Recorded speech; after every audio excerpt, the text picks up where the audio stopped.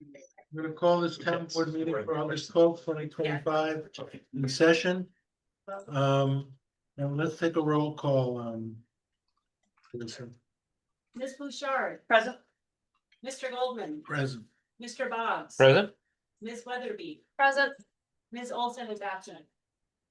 Okay. So, we got a lot of things on the agenda tonight. We're gonna try to do as best we can to move at a reasonable speed. But what I'd like to do is, let's approval of the meeting agenda. Who would like to second that? Is there any changes or anything? Well, Well, the only, actually, there is a change, isn't there? yeah, the change, Privilege of the floor. the change is we're gonna have privilege of the floor not to do with Gorge Road. And we're gonna do that conversation in 5A, so to give it its own space. So if you have anything to say other than Gorge Road, do it at privilege of the floor, and then you'll all have a chance to talk. When we get to 5A. Yes, I'm sorry, what does 5A mean? 5A is, Oh, it's on the it's agenda. on the agenda. 5A is temporary no parking on Gorge Road. Okay, 5A. you got it? All right, so Move to approve. second, Second. all in favor? Aye. Aye, okay, great. Okay, so privilege of the floor, this is not to do with Gorge Road. Anyone has anything else to say, now's your time. 3 minutes. Do you have Nancy, a clock? can you do it? Sure. Going from here or there? It's up to You you. could come up to the podium. Yeah, and then.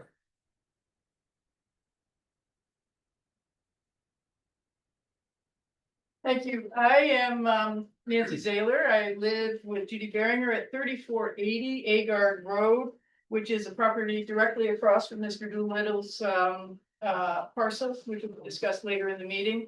And I just wanted to first commend Mr. Doolittle for his plans to develop much needed housing along the Halseyville portion of his parcel. And to, I was a little confused when I read the planning board's recommendations from April 25th, which recommended that the eastern portion, which is the Halseyville Road portion, be zoned residential, but the resolution tonight says ag rural. So maybe during the discussion that will come up and be explained. But and then I had an opportunity to meet with some neighbors along Agard Road to let them know that plans were in the offing and that this is the resolution would be on the agenda. And it seemed to us that if the eastern portion of the parcel, which is along Route 96, which directly faces our house, that would be preferable for neighbors to have that be ag rural. That works for us rather than the sort of uncontrollable sort of business development that is allowed in a business district. Because you look at the range of businesses that are allowed in the business district, and that could include, big chains, drive-throughs, large illuminated marquee signs, late hours, and all of that, which I think would have, a significant impact on some of the neighbors. So, but if it remained a development district with new criteria and allowable uses, then we're supportive of the health center, health recreation center that I think has been discussed. That seems like a good use, needed by the town, valuable to residents, and something that could be shaped to fit the neighborhood character as well. So we're generally supportive of the resolution that you'll be considering tonight. And we have other comments to make about traffic and whatnot when it gets to that point, because the northern end of this Mr. Doolittle's property is where the speed changes from 45 to 55. And there's already more traffic on 96, and there are implications for that. And without Agard being a marked road, slow moving vehicles and whatnot are can be dangerous. But that's a question for another time. So Thank you. mostly, thank you for the opportunity. Thank you, Mr. Doolittle, and I'll be listening for the discussion. Thanks. Thank you, Thank Nancy. And thanks to all the community organizations who want to do good things in the town.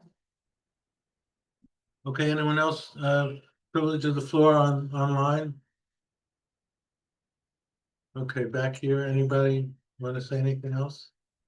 Yes, sure, It's been on the agenda since the temporary no parking locals, right? Right. Will you be able to make comments then or? no, that's the whole point of why we're doing it this way, so you could have your own space to discuss. So we're not doing it in privilege of the floor, we're gonna do it in 5A. We'll get you a chance to discuss. Sorry. Yeah, Thank you. okay. Okay, we're done with privilege of the floor. Chris, did you get Niels's message? He can't get in. He's in. Never mind, I think there's something else. Okay. Public hearing, a local law to override the tax levy established in general municipal law C3.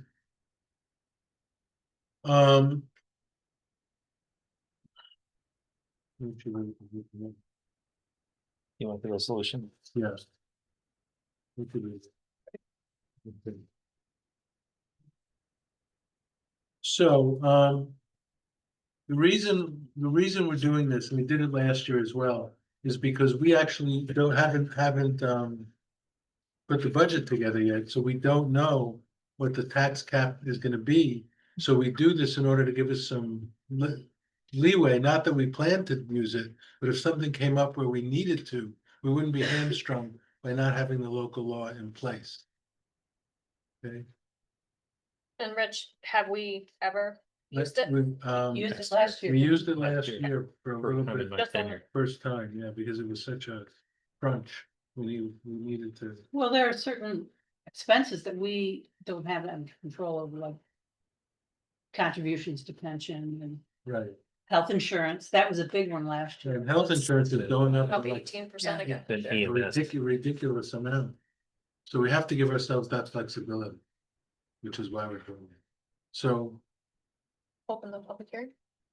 yeah, let's open the public hearing. I'll make a motion to open. the public hearing. Second. Okay, all right. So anyone, so the public hearing, you can act, anybody gets, give input, say what they want, we listen, we don't respond. Wagner, look, I'll say something. Okay, So, we all need to adhere to a budget, whether it's at home, and I kinda get it, right? If someone, I'm a fellow Ulyssean. But the thing is, like, if I have, my health insurance has gone Would up. you come it over here just so you can be closer to the microphone and be on camera And a camera. in front of the podium? Great, thank you. And Carissa, can you confirm, is there a time limit on speaking for a public hearing or do they have unlimited time? Whatever you guys decide. which- Okay. it's 3 minutes. 3 minutes. I will start your clock when you start talking. I'll be brief. Well, No, you're so we fine. all have these things, right? We, as a family, as a state, but I mean, so, we all have these things, but I can't come home and I can't say to my wife, well. I'm gonna go above the income that we have. There's no pot of gold for me. There's nothing, there's no reserve stash. My margins are very thin, like yours, right? Like everybody's. But when you say, it's like saying, I don't know what's gonna happen down the road, but we're gonna spend more than we earn. It doesn't make sense to me. I don't know, double entry bookkeeping's been done since the Phoenicians.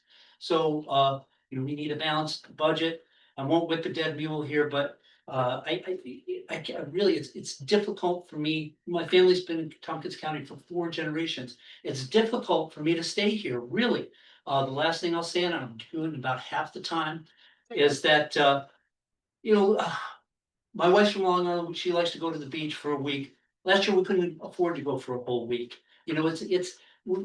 We all have to economize, except for this body, in case something comes up. But a citizen doesn't have that option to say, well, we'll just spend more than we make. That's it. Thank you so much. Thank you. Thank Okay. So moving on to 5A. No, Oh, no. Anybody else? Oh, right. Anybody else? I thought I looked. Anyone else on this topic? Elizabeth is your wingman. She's got you. I need all the help. He's I got can you. get. I don't eat. Sorry. It's fine. Good. Going once. Going twice. Going 3 times. Okay. We did receive a comment, which I sent out via email to everyone, and that will be recorded on the. Yes, good. Okay, Okay, motion to close the public hearing. Move to close. Second. All in favor? Aye. Aye. Okay, moving on to 5A, temporary no parking on Gorge Road, update from New York State Parks. So Fred Bond has kindly agreed to be here to answer questions, and maybe you should just give a little overview of why this happened. And then we could have a back and forth. If it is question. Wanna come up? Thanks, Fred.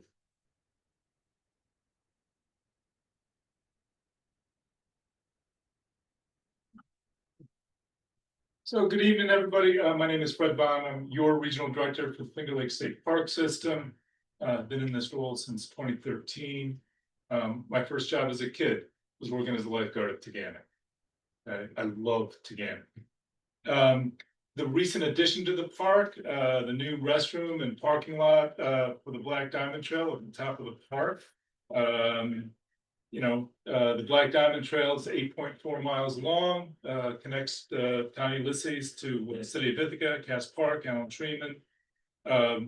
Great recreational opportunities. It's become an incredibly popular amenity. As it was constructed, it had a master plan, and that master plan, comprehensive plan, envisioned this parking lot. That parking lot opened on July 22nd to the public. Has 4 gender neutral bathrooms, 70 parking spots.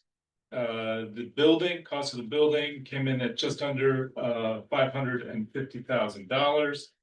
Parking lot construction totaled $872,000. It's a 4-season, 12-month-a-year bathroom. It was built because the lot on Jacksonville was deemed unsafe. That gravel parking lot, lined hill, overcapacity, fair amount of vehicles parking on the sideline. When the Black Diamond Trail got busy, Porta-John, we felt we could do better. And so we shifted the entrance over onto Gorge Roads to make the engagement, the parking, vehicle, bicycles, runners, that intersection is really critical for safety purposes. And so by being on Gorge Road, we didn't have the high volume, high speed traffic that we do on Jacksonville Road.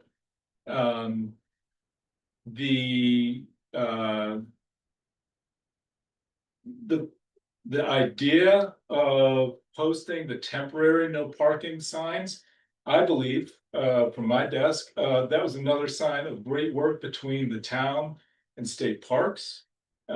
Recently, many of you may not be aware, but the town and state parks worked successfully to have speed limits reduced on roads surrounding the park. The park is getting used heavily. It has seen an 84% increase in attendance in the last 10 years. That's up from the regional average of 64%. Our region actually leads the state in growth in attendance at about 64% over the last 10 years. And Taganek has borne the brunt of that. So our hope is that with this additional parking, we will be able to increase the capacity and reduce the number of closures that I know you are all frustrated with. We're going to be, if you drive down Park Road right now by the regional headquarters building, you'll see another parking lot that's being put under construction that will be available to the public on weekends. That'll be completed later this year. And the facility just opened. We installed a pay station there. We're struggling with that unit. The connectivity has not been good since we started it on the 22nd, still working on some technical issues. But this is part of an overall plan for the Black Diamond Trail. Ultimately, that trail will continue south. The city of Ithaca will be doing construction that will connect Cass Park to Buttermilk Falls State Park. And then working closely with the town of Ithaca. Town of Ithaca has secured property that we'll be buying back from the town. to connect Buttermilk Falls to Robert H. Treman State Park. And so ultimately, what you will see is a trail that will connect from Robert Treman State Park all the way to Gannick Falls State Park. And I'm pretty excited about that. I've been reading the social media posts. I know people feel that I've seen it's a money grab. It's not a money grab. Okay. It's a money grab. It's Let him not a finish. money grab. Let him finish. It's not a money grab. We install these pay stations throughout the New York State Park system. They are available to the free parking is available to anybody who's 62 years old midweek. You can take the TCAT bus. We worked hard with Tompkins Consolidated Area Transit to make sure we have a bus connection, quality bus connection. We have several programs that offer free access to state parks, and I'd remind you that if you have a fourth grader, you and your family get to come to the park for free. If you have, if you're a veteran, we have our access pass. We have the Empire Pass, and you know we've sold quite a few of those here in Town Ulysses, in the Finger Lake State Park system, quite popular. We've had programs with public libraries making Empire Passes available, and so you know I stand here before you proud of that project. I believe it was an envisioned project by my predecessors, by people who really, 40 years ago began to dream of the Black Diamond Trail. And I hope you've had an opportunity to check out the restroom. And this is a program that is been extremely popular, highly successful. So. Thanks, Fred. Oh, Question? the last thing that I would comment on is the no parking. That has been reviewed by our state park police. And that intersection, based on its activity, both Park Police and Tompkins County Sheriff's Department have supported the decision to post the temporary no parking on the shoulder. That goes all the way as it exists now, how far it goes, they want that. I don't have that information. They are supportive of not having having no parking on the shoulder of the road near that intersection. Okay, so questions for Fred, comments? Thoughts? I'm listening. Are we allowed to Yeah, make our own statement, and who do you want that? raise your hand and we'll give each person 3 minutes to say what they want to say. So privilege of the floor now, Now we're in this privilege of the floor. then Fred has to sit down and we get to stand up. Sure, yeah, sure. Okay. Well, I mean, Fred is here to answer. If anyone has any questions for, they should ask them now. It's this is gonna go on for an hour. I don't wanna take up all Fred's time tonight. Chair, I have a question. Yeah, I assume the source of the funding for the parking lot is DOT grant, is that correct? No. Or is that? No, this is part of New York Works. It's our annual allocation as part of the New York State budget process. Okay. DOT had no involvement in the project. So is it outside of your regular allocation? It's like special capital campaign, special capital projects funding? No, we typically receive about $10 million of capital dollars per year for projects, and this is part of a 5-year capital plan. Okay, so it's outside.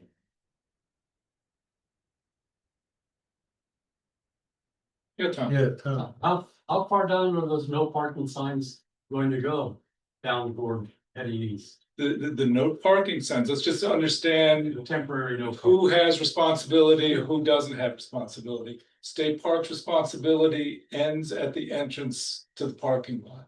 Okay, the town and state parks worked together to install the temporary no parking signs in an effort to try and change some of the habits of people who had historically parked on the side of the road.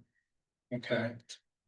But it is the town's jurisdiction for those that temporary no parking, which I believe is a 2-month moratorium. Right, so hence the word temporary.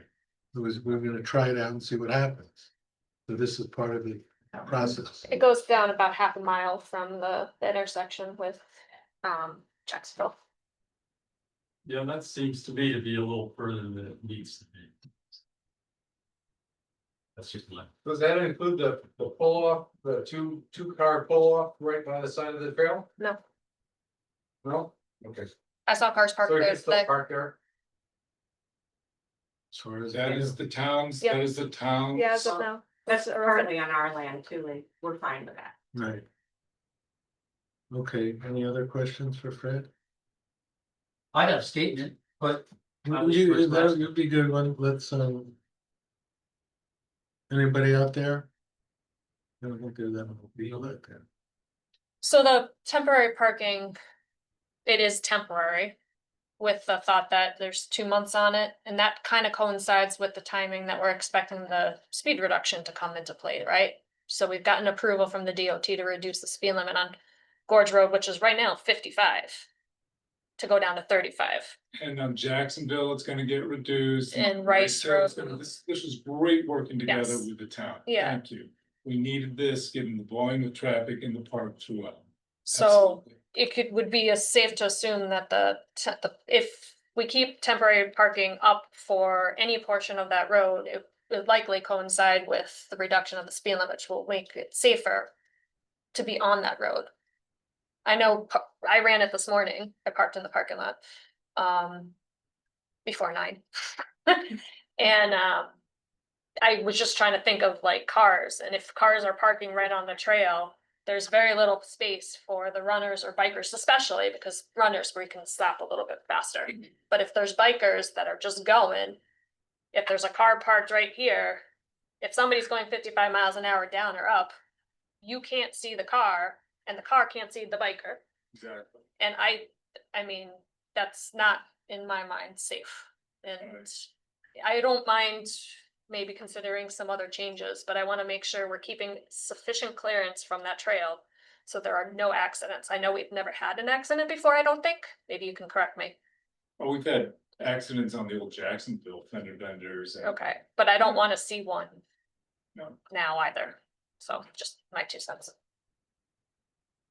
Do you want to open up the public? Ian Corman has a question. And Yeah, thanks, Rich, and thanks for this update, Fred. Annie Corman here, County Legislator. Just wondering, is there a place to go to see all the different parts of the projects for renovations that are coming the next couple of years? Is there a place where we can go and see that? We produce that annually, so we have a rolling 5-year plan, but then every year our budget changes. We keep track of projects on a 5-year rolling basis, and then each year we're working on a 1-year plan. Where is that from? Where does the 1-year plan get posted, or the 5-year plan? Because I'm just looking at, from the park site. With my capital staff, it's it's an internal document. Okay, I'm just thinking, just, if there was more information out there. Yeah, to understand the Finger Lake State Park region. Finger Lake State Park region comprises 10 counties and 30 facilities. Okay, so we stretch all the way to Lake Ontario and Fairhaven Beach, the Pennsylvania state line. The east side is the village of Moravia and Fillmore Glen State Park. And then the western side is the village of Dansville and Stony Brook State Park. yeah, Okay, thanks. anyone else? One more question. Wait, Oh, I'm sorry. go, Rob, I can't read that, Robert. Go ahead, Aubrey. Hi, everyone. Thanks, and thanks, Fred, for coming and answering questions. I think my question would be around the parking lot and how much additional capacity it's added to the park. I'm someone that's become increasingly concerned about how limited access is to the park on weekends because of regular closures. And so I think it's all of our hope that this parking lot would add additional capacity. And Fred and I spoke about this a few weeks ago. So I'm curious how much capacity it added. I'm also a bit concerned that the addition of the fee at the parking lot does limit accessibility for some, especially given that the previous parking that was there was free to access, particularly the running trail, the Black Diamond. So I think those are my two concerns, and I know this hearing is also about parking along Gorge Road. I am someone concerned about safety of pedestrians because I've seen folks trying to walk up and down Gorge Road to access the park. But at the same time, I would encourage us to think about limiting the amount of no parking on Gorge Road just to ensure that we continue to increase access to our park, even as there are more and more visitors coming from across the state and the country. So Auburn, the parking lot is 70 parking spots. So that's the additional parking. We're working again on an additional parking lot at the regional headquarters that will be open for the 2026 season to the public, not for the 2025 season. And then you've also got in terms of access to the Black Diamond, all of the intersections that the Black Diamond Trail crosses still have free, no charge parking. Remember, the Jacksonville lot was a dirt gravel lot with a porta-john. It was a pretty nasty spot on an August day. We saw we could do better, and that's why we built the parking lot and the bathroom. Yeah, that's great, and glad to know about the 70 spots. And those, since that's opened, have they become full? As I was sharing at the beginning, the Ventec paint display is struggling right now. We still haven't gotten that fully online, so I have no data to speak of. It only opened on the 22nd of July, so I'm still waiting for initial reports on that. Mhm. Where is the 1-year plan accessible, and is the plan for the additional parking near the ranger station visible in that 1-year plan? The ranger station. The park station, like the The new park- one. Park station, Yeah. thank you. Regional Yeah. headquarters building, regional headquarters building. Yeah. So that's a project that is under consideration during the week. We'll have our fleet park there. I mean, this is about parking on Gorge Road. I'm not sure. Do you want to drift? No, stay on Gorge Road. Okay. Thank you. Yeah. Okay, Yeah, thanks. okay. Anyone else? That's fine. I was gonna ask about, the nature center plans. Okay, That intersection, we can't get into that tonight. but I accept that. Okay. All right, anyone I'm else? happy to speak with you offline Okay, about that. very Yeah, good. I'll give you my card. Yeah. Yes, Pick me. go. I won't be long. Hey, so what, I did have a flyer, but I didn't realize there's so many, if you want to pass that around, and these are for you all. And so really this, let's think of it this way. So this used to be free, right? Used to be free, now it's not. This is a money grab. Let's call a spade a spade. And here's why. The Park Service, we all want to have nice facilities. It all comes out of a general pool. Like not many other, the DEC isn't responsible, for making money. But let me tell you, a few years ago, and it's free, right? The old one used to be free. I'm good. To park on dirt. I can handle that. I mean, that's nice. It's beautiful up there. But the idea is to capture money. Now, a number of years ago, before your tenure, Ms. Khan, I spoke with the park official about the fees for the park. And they said, well, Eric, if it's if you went to Darien Lake, it'd be 40 or 50 bucks. Now it's 60 or 70. So that's where the Park Service and Albany have a confusion about land, right? So yes, Darien Lake, it is a different experience, and it's private property. This property on the Gorge Road, where we should all be able to park, belongs to all of us, and we shouldn't be charged. It used to be free. Now there's a bot or whatever it is, R2D2 thing to collect your money. The sole purpose of this is to separate York Staters from their money, right? And I mean, you were there when you said you were a lifeguard. I remember coming to Gannett when I was a kid. I'm a fourth generation citizen of Tompkins County, right? The parking lot was chock full. There's something amiss here. The parking lot, you know, where the ball fields are and North Park, big cars all over the place. There's something amiss here with this, certain closures and what have you. Why is that? As we, are 50 years done, carrying 1, 2, 7, 53 years ago when I visited, right? There's more infrastructure, it's better, there's less availability. This is a money grab to separate you from your money. Thank you. The park is not Darien Lake. It's the People's Road. It's the Gorge Road that belongs to the people of Ulysses. Thank you. Thank you. Okay, I think I came in under time. You did, you're good. all right, next. Go ahead, Bob.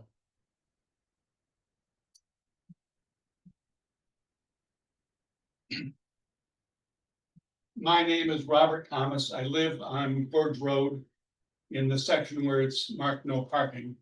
And just to be clear, I have no problem with the parking lot having been built next to our house. I think we need a parking lot.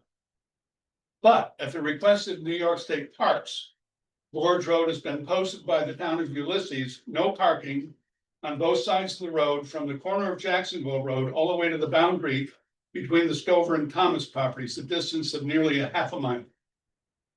The ostensible reason given is that it's a safety issue regarding traffic going into and coming out of the New York State Parks parking lot.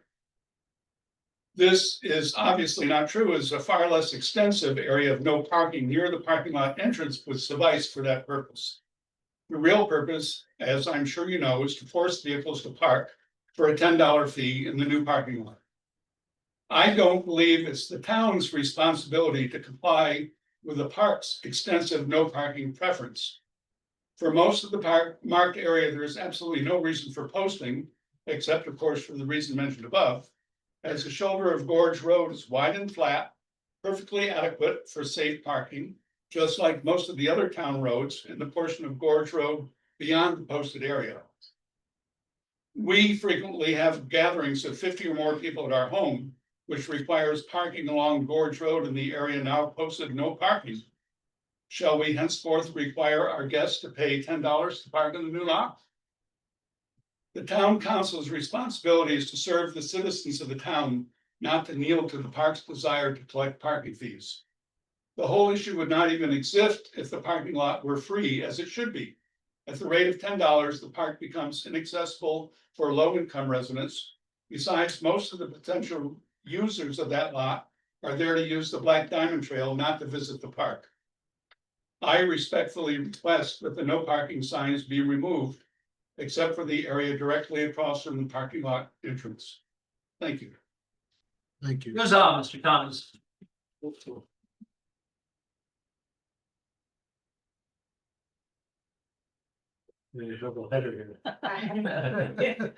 I'm Liz Thomas, and you may hear some of the same comments here. I live with Bob Thomas. I'm here to request the town of Ulysses remove the no parking signs along the top third of Gorge Road near the new parking lot built by the state park. I'm also here to air concerns for those who are low income and cannot afford the $10 daily or $80 annual parking fee to access the park. My land is next to the park. I have easy access. My needs are met. As I stated in my letter to you, one of the things I excerpt is about 28% of the states have no charge for a day parking pass, and 34% of the states within the United States have a lower access fee for in-state residents. It's great that New York State has a senior citizen access pass Monday through Friday, but financial stresses these days are on younger generations and with skyrocketing expenses all around. I thank the libraries for their lending free parking passes, but why should libraries use their tight funds to fund the state park? Unlike local government, states can levy income tax, and this is the most equitable way to fund parks, far more progressive than fees. This is the funding that should be used. my observations of this lot over time is that the old parking lot in Jacksonville Road was really hardly ever full, about 6 cars. Last Sunday, when it was 90 and when the park was turning away visitors at the lake, I drove home and there were 5 cars at 2 o'clock, peak time on Sunday in the new lot. During construction, we had a year and a half of parking along the road. And really, honestly, you know, the range of cars there on the side of the road was between 2 and 6, maybe. We have a year and a half's worth of data on usage of roadside parking, and it's very light. Since prohibiting parking on Gorge Road, the neighbors have noticed parking on other access points, Willow Creek and Agard. People will find free parking elsewhere. The safety argument that I find odd, because the area of Gorge Road posted has the best sight line of the whole road for traffic. It's very flat, it has great shoulders and plenty of room to be off the pavement. On the other hand, when the park closes the trails from November to April, it forces hikers onto the road, and that's actually really not safe. Lastly, the signs are ugly, it's sign pollution. At a time when federal government seems to have low-income families in their crosshairs, why would the town of Ulysses pile on new financial burdens to our residents? The town of Ulysses sees no benefit from preventing parking along the road, only the state does.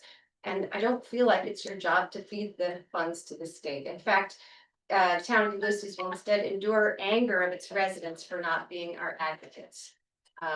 So I would say it's the charge of local governments to protect the health, safety, and welfare of its residents. And free access is part of that. And thank you for your service. Liz, I have a copy of that. Sure. Can I keep this one or do you want me to make it? No, you can keep that. Thank you. Well said, Mrs. Thomas. Yeah, Yana.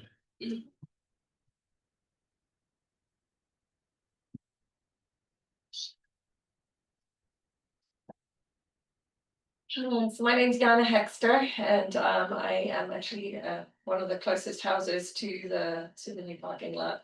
I love the new parking lot. It's beautiful. It's like way more beautiful than I thought it's going to be. So I appreciate actually the work that's gone into it.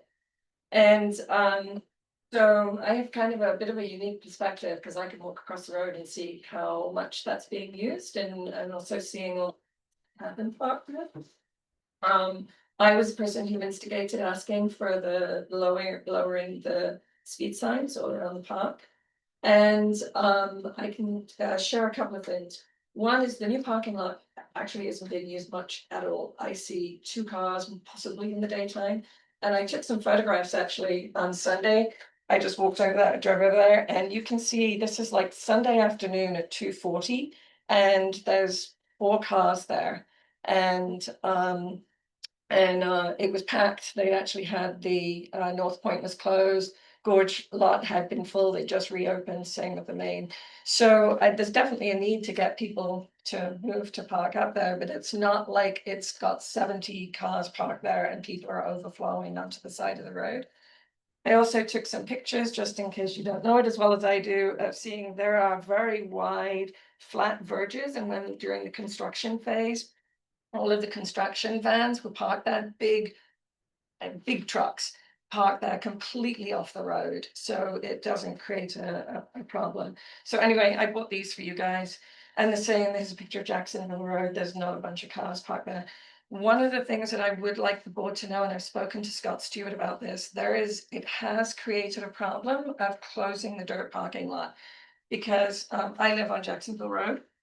And what is happening is, since the dirt parking lot has been closed, when people miss the turnoff to the overlook, or they miss the turnoff to Gorge Road, they are turning, often in my driveway, which I don't, people are welcome to drive my drive, it's to the top of a blind hill and they're backing out.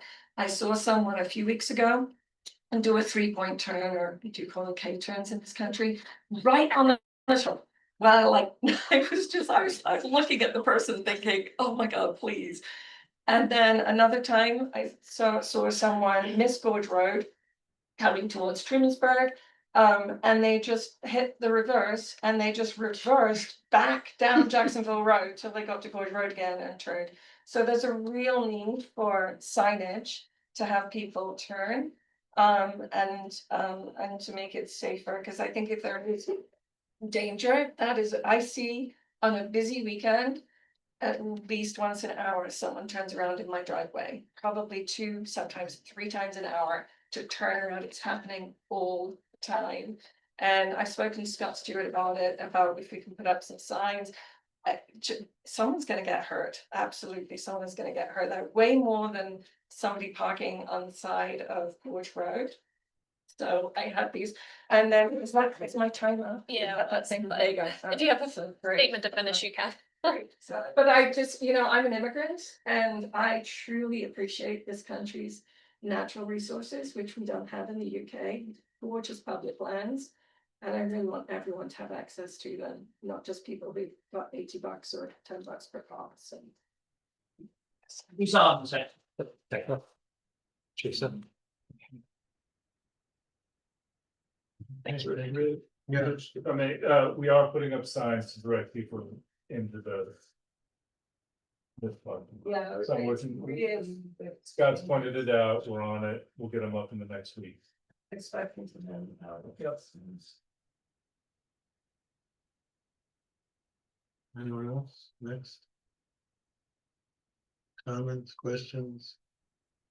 Is there any chance that we get a show of hands for how many people have concerns over the no parking on Gorge Road, just to see who is here with concerns about there's no parking sign? Is it the no parking so that we don't have 10 minutes to show a family member? Because my whole life I've lived here and we zip in and we do 10 minutes and we zip. Nope. So would it No. help if there was temporary, Thank you. 15-minute parking spots? Is that the real issue? I mean, Is that part of the issue? I don't think it would help the family with 5 kids that wants to take their bikes on a bike ride, might take Well, right. an hour, or. Right, so not for the Black Diamond Trail side, but my whole life, we zipped in for 10 minutes, someone gets out, go show So them you're, their little you're talking about the overlook falls. Yeah. Not the overlook, the upper falls. with the new bridge. Yeah, I haven't been there yet with the new bridge, Really but the nice. train trestle, oh, here, Yeah. let me show you this, and then you go on to Ithaca and you have, dinner and then that's it. No, it's your zip, zip. That's what disappointed me. It disappointed me when we went up there and I was like, oh my God, I have to bring them into this pavement. And supposedly pay or not pay and for just, a 10-minute visit, so. Maybe 5 temporary spots for 15 minutes would be lovely. And just for the record, the town doesn't have any say over the fees for the park. That's on the state park side. And we'll work with, we can definitely work with them, but we don't have any control over that. But that is something to consider. But it's related. I'm not saying it's not related, I'm just stating that the town cannot control fees, No, thank you. but that's the state. But the issue here is the parking on, Yes. no parking on Gorge Road. Right, that's the issue. That's the issue. That's Just the the issue. town. And Can it's you the please town's raise your issue, hand? not the state's. Go ahead. Go ahead. I say it's the town's issue, not the state's, Correct, parking in Gorge Road. correct. Yeah, I'm It's just, up to this town board. That's clear. Yep. Yeah. So again, the reason we did it temporarily is to evaluate, and this is part of the evaluation.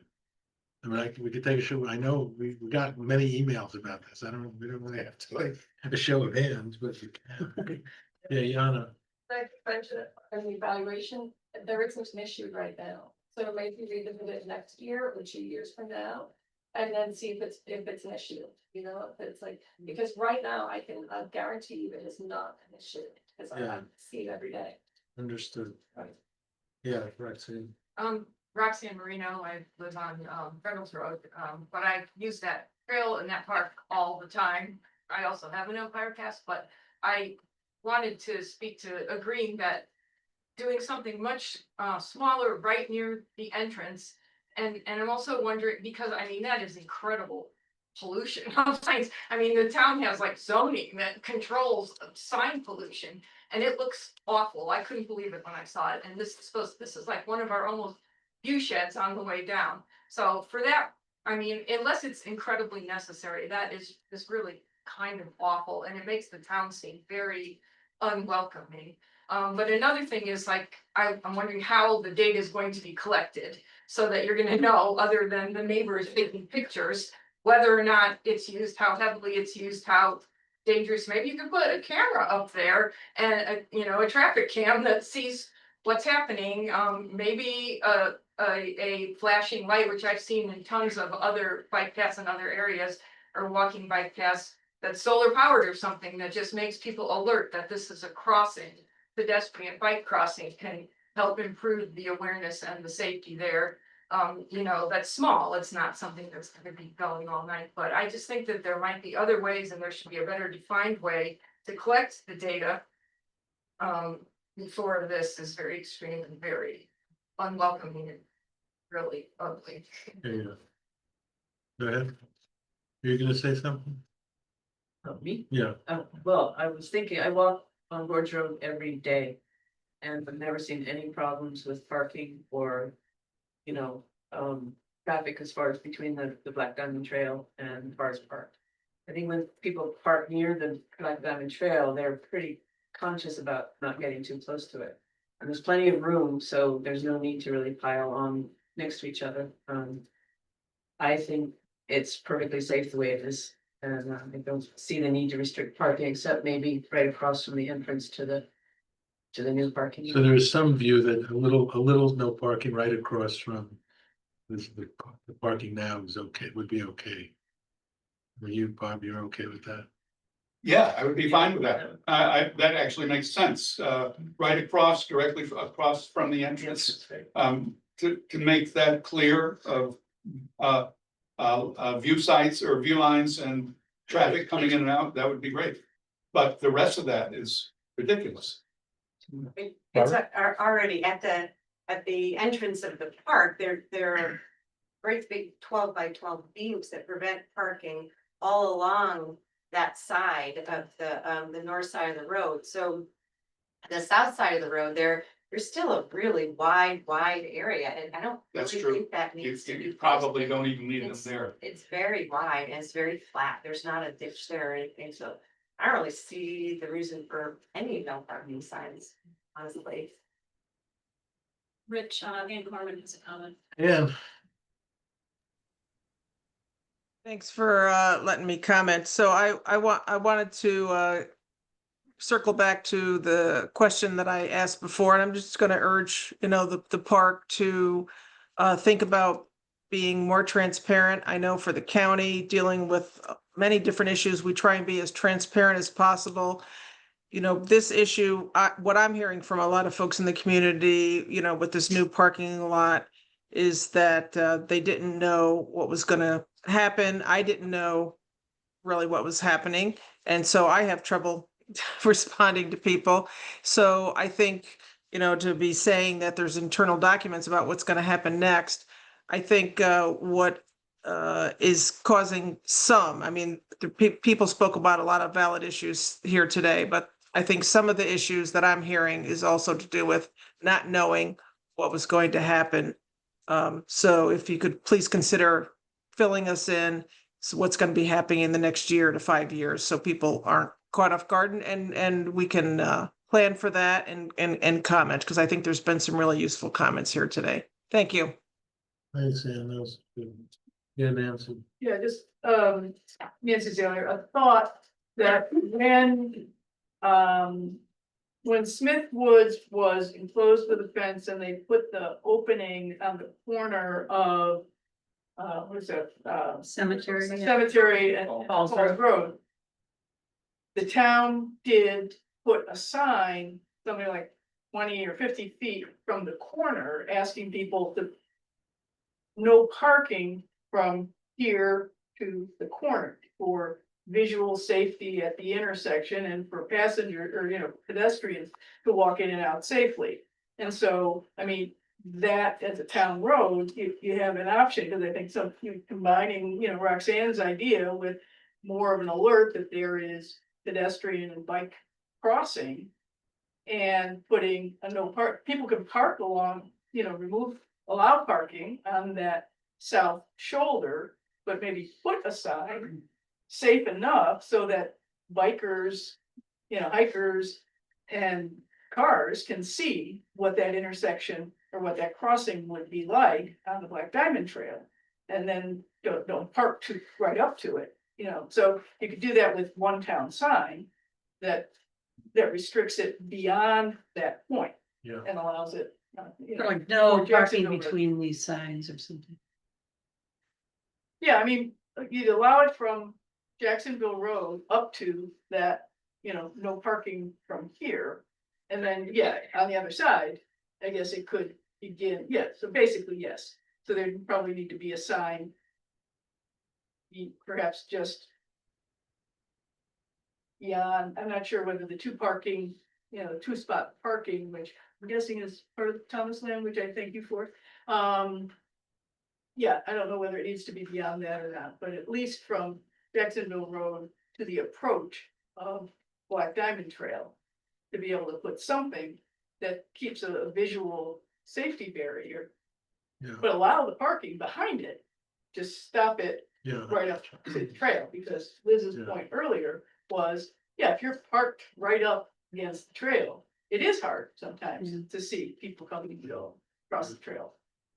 So anyway, Good, you have, thank you. that's prerogative you have as well. okay, next, anyone else? Roxanne? It just is just another suggestion for the state parks to consider, because I know the town doesn't have to do this, but. You could put something on the trail, on both sides of the trail there that really alerts people to slow. You could suggest walking across, this is a dangerous intersection, walk across it or something. I work on Cape Cod every summer, so I ride on this rail trail there all the time. And then it crosses a lot of roads, and pretty major roads, it's busy, lots of tourists there. Cause it's Cape Cod, and there are signs there that like alert you, there's even like a little gate that sort of makes you slow down, you can't just go straight. And so perhaps that could be put at that part of the Black Diamond Trail, if you're gonna have a big parking lot that comes right out there, and that doesn't allow people to come. You know, flying out across it, and it alerts them that there could be traffic there, so that's something to think about, it doesn't seem like it could be that expensive, and it would be a safe. There are stop signs at both sides of the. Yeah. Right, But like like there are intersection signs and on the podium, on the yellow beam bars. Just barriers. making them really more aware though, like, that it's a danger, I've seen like on this other rail trail where it's dangerous, it's marked as such, so. All good ideas, anyone else? Everybody get heard, who wants to get heard? So we have to, Carissa, do you know when the 2 months is up? End of September, right? We put them up in July. Yeah, July 22nd. right before the slot open. The day after our last meeting. What do you mean? They September? went up the day after our last meeting, so it's 2 months from whatever date that was, The 22nd of July. It'll so be 27th of August and September. So all right, so we've got the info, anybody have any suggestion about how you want to proceed? You need to let it wear out, or we could rescind it tonight. Rescind it tonight if you want. I'm just concerned. And I am fine, I want everybody to access the trail as much and as often as you can. It's a great trail and they've done a lot of work, and the new bridge is really good if you wanna go check it out. I guess my concern is if we open the parking, how do we control, I mean, that could be out of staters, that could be downstaters or upstaters parking there, not our locals. So how do we control having the locals You not? can't. Well, Which we can't unless we do some kind of permit. permits, yeah. But then that requires a whole process, I believe. Monitoring, that's a huge problem. Well, maybe it could be permit parking only or something like that. So then we'd have to have like a process here. Well, I don't know, maybe just having that sign would be enough to discourage out of towners from parking along. So I'd have to get my house guest to get a permit?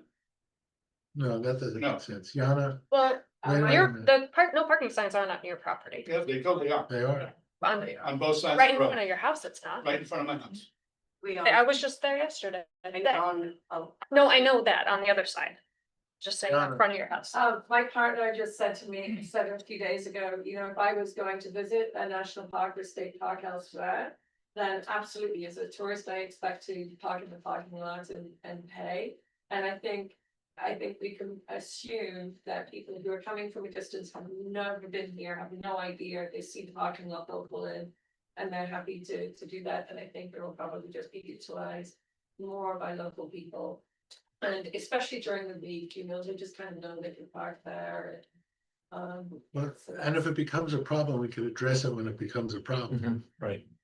I mean, there's no. I just don't want it to be a problem. I mean, that's gonna be a bigger Like an issue if it accident? becomes an accident. If there's an accident, that's a bigger problem than being some, having some signs up saying.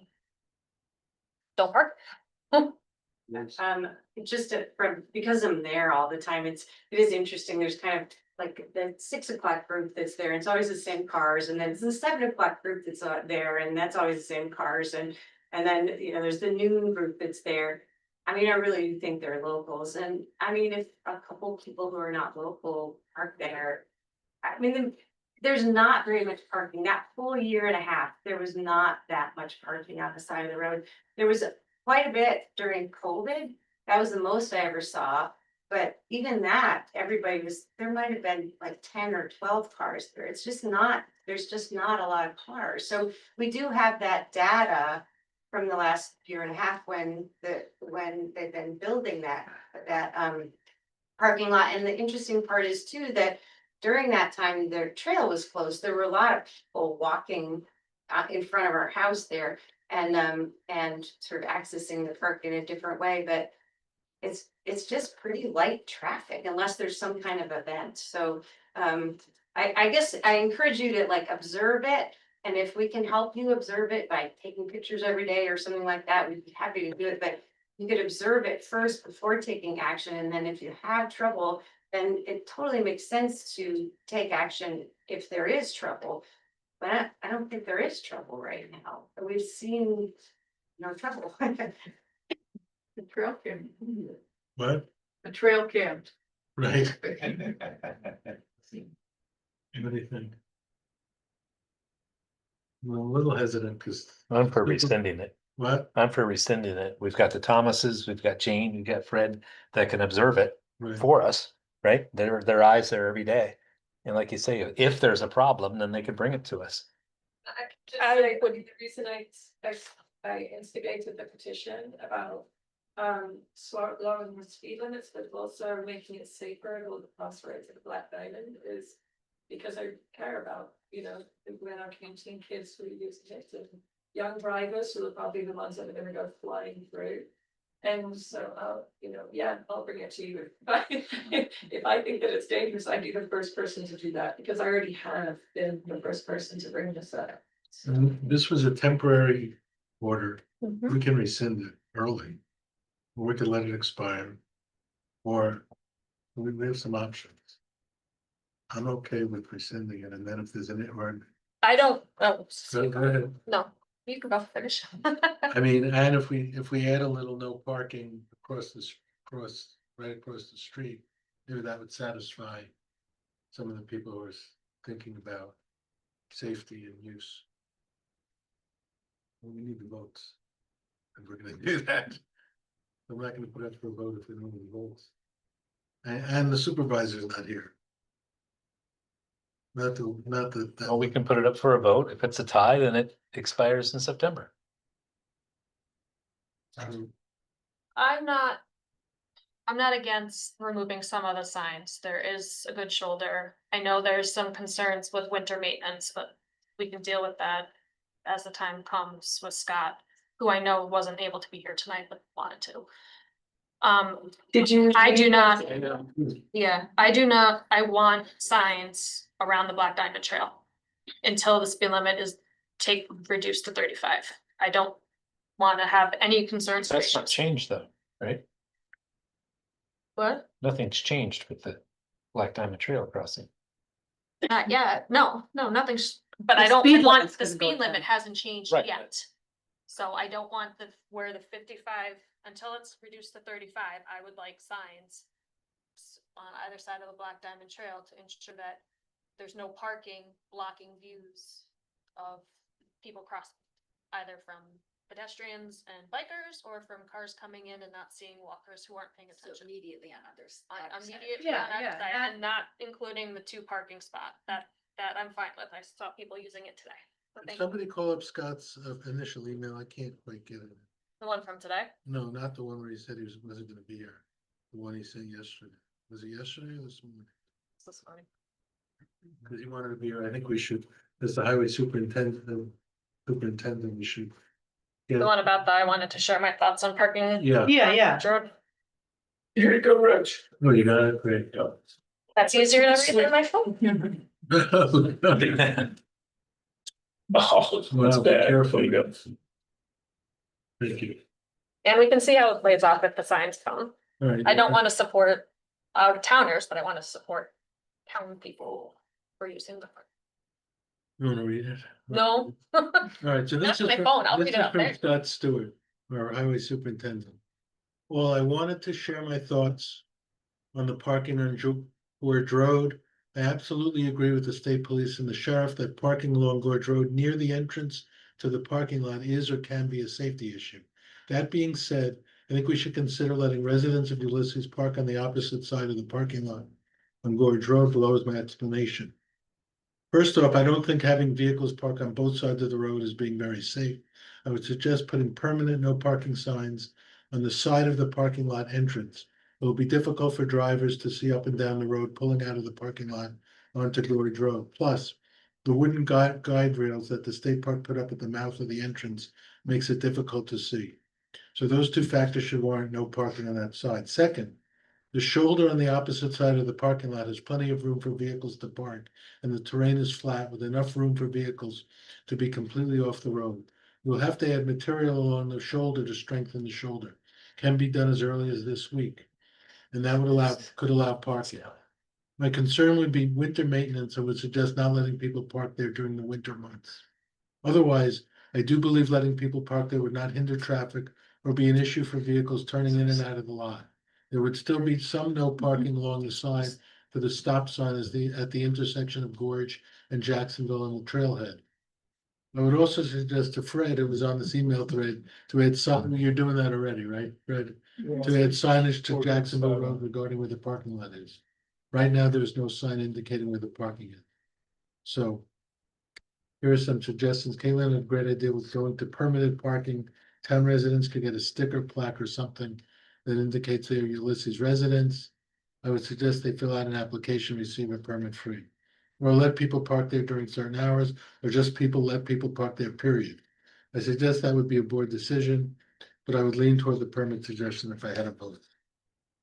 The shoulder work has already been done. He already did it. And just for information, I've never seen a car parked down by the intersection of Gorge Road and Jacksonville Road. It's too far from the trail. It's Right. not near the park, like nobody parks down Right. there. So, I mean, the only person I've ever seen park there is the guy who owns the land pit. Right. So, yeah. Oh, well, what do you think? I'm willing to put it up to a vote. You wanna make a motion? So move to rescind it? Yeah. Okay, I make a Second. motion to rescind the parking that we established last meeting. Well, I will- I like his idea where it's prohibited on one side Mhm. of the road So I think that would be an additional modification. to the So rescission. that, I think we rescind it and then revisit We it Start over. and then, start over. That would mitigate the walking on the road in the winter time issue too, because that's the side that people.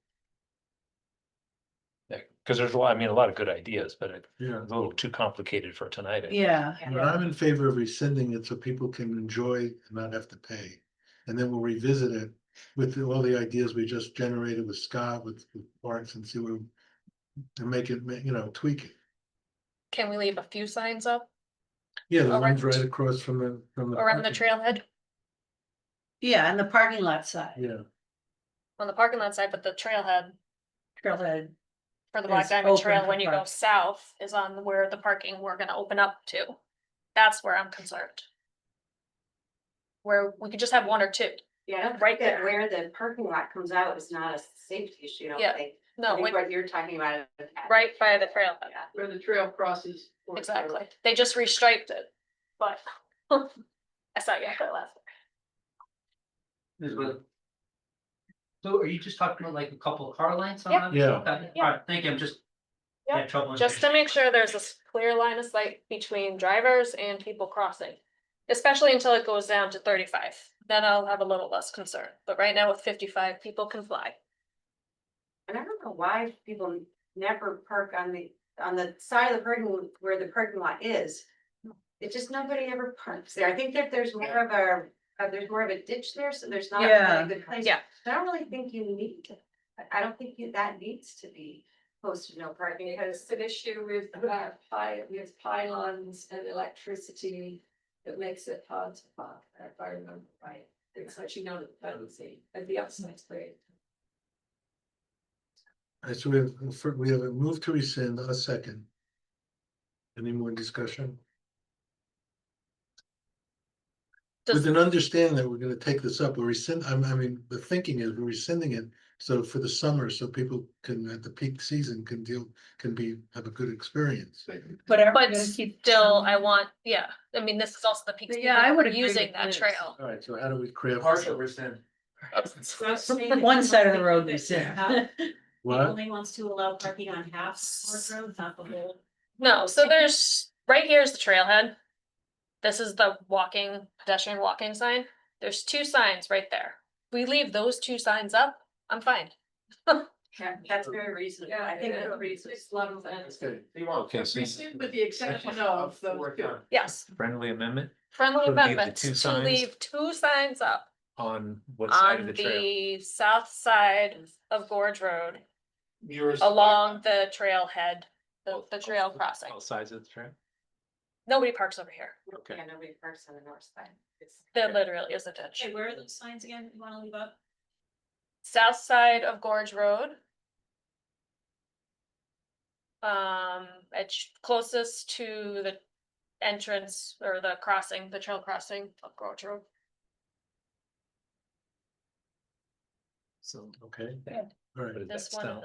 this is Jacksonville Road here, this is going downhill, this is the Thomas's property. Marissa, do we have that crafted well enough?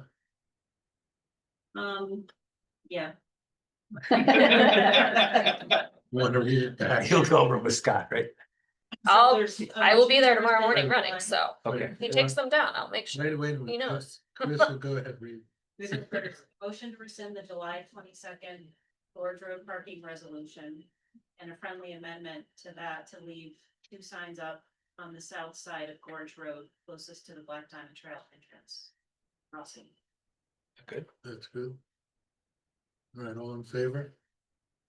All right. Aye. Opposed? No. Passes 4-0. Thank you very much. Thank you.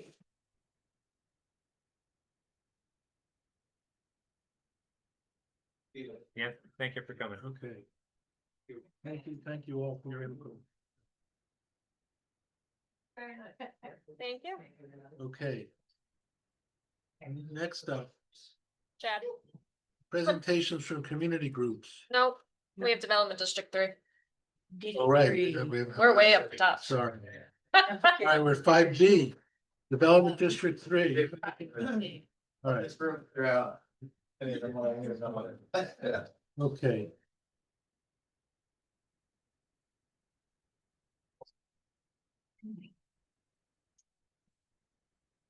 Take it away. Take it away.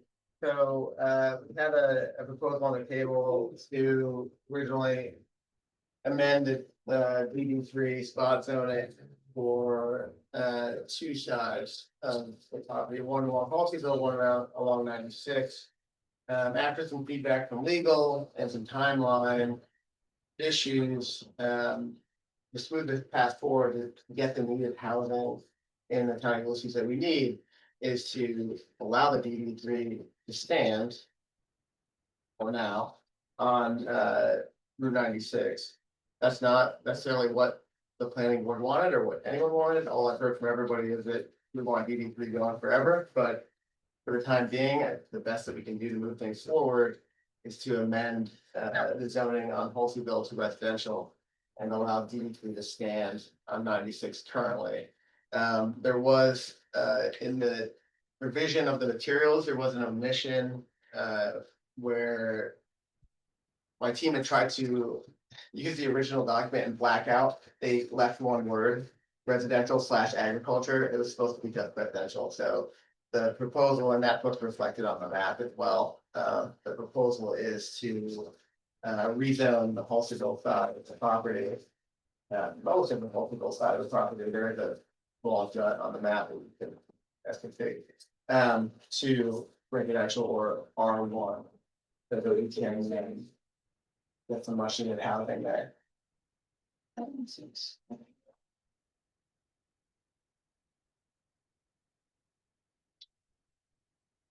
So because this is a partial rezone and a request to keep part of the development district. Who's trying to, More of a guidance from legal, who's on the line, if you would like to hear from that. For Nathan's on. Neil's on. Nate, go ahead. Oh, Stevens. What happened to, where's, Nate? where's, There's no, Nate. where's Neil? Did he ever get on? He was. Whoa. Nate, go ahead, what do you think here? Yeah, so certainly, the parcel is one, I think it's 15-acre parcel. And, I certainly understand the request to rezone. I'm just gonna generically say the western portion of it. I think you folks can move it forward, but one of the things that I think, needs to be done, right? Like that map that was presented, it's based off a survey from, I think, 2023, probably when Mr. Doolittle purchased the property, I'm guessing. And it shows a black outline of the area that he'd like to be rezoned.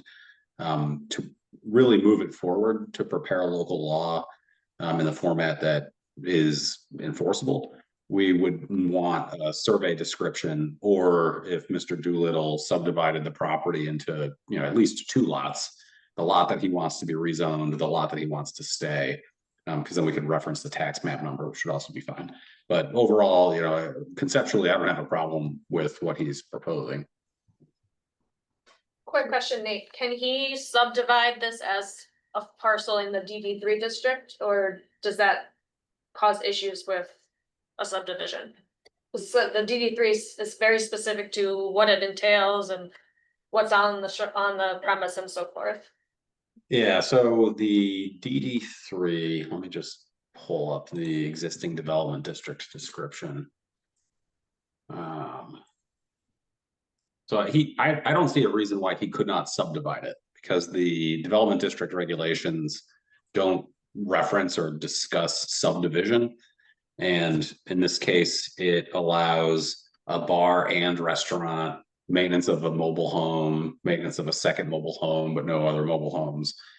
It doesn't limit within its description the rights of an owner to subdivide the property. And conceptually, if I was owning a bar and a restaurant, and then separately, let's say I lived in a mobile home, I would want to subdivide the property to limit the liability exposure from owning a bar restaurant and having a mobile home. So because I don't see anything within this that restricts the ability of a property owner to subdivide it, I would say that they could subdivide it. And then when the town is asked to rezone a portion of it, we have to amend the district area and boundaries subparagraph, which uses a meets and bounds description to describe the area of the development district, which is why I referenced, I think, having a survey of some sort done to provide us those descriptions would be helpful. That is interesting feedback. It's a whole chicken and egg thing. I've been told this has been a year-long process to get to this point. So it was amazing to see the expedience of the feedback taken and immediate action on the same night. And I applaud you guys for being able to do that for Gorge Road. That was great. I know that can't happen with something necessarily as complicated as this. But I've been told throughout this process that the rezone had to take place first before the subdivision. I'm happy and have been happy for the entire year to have a surveyor come out and plot the lines, but I was told not to do that. We can do it. I would like that to add. Well, who told you not to do it? Timeline, yields, and I've been to the planning committee, I've been to the town board. Back and forth, and I was told by several people that rezone had to happen prior to subdivision. And actually, because we're subdividing. in the form, it says first phase is rezone, second phase is subdivision. So is that the guidance you had received? Yeah. You know, help us. So Nate, does that make sense to you?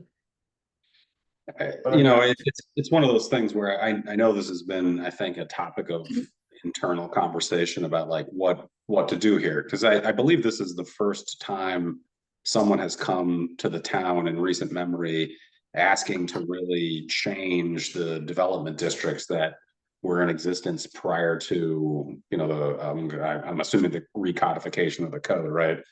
The notes here indicate this particular development district was created in 1979 and has not been touched since. So I think we have a somewhat of an issue of this is the first time that someone's really asked to really modify, or in this case, to do away with a particular development district. But I So don't know, why asking only for half of it? Why don't we redo the whole development district and have it be a cleaner situation? Because then I would have to face potential of rezoning residential back to business or back to something that would prohibit the use of a sports facility or whatever we end up deciding to put there.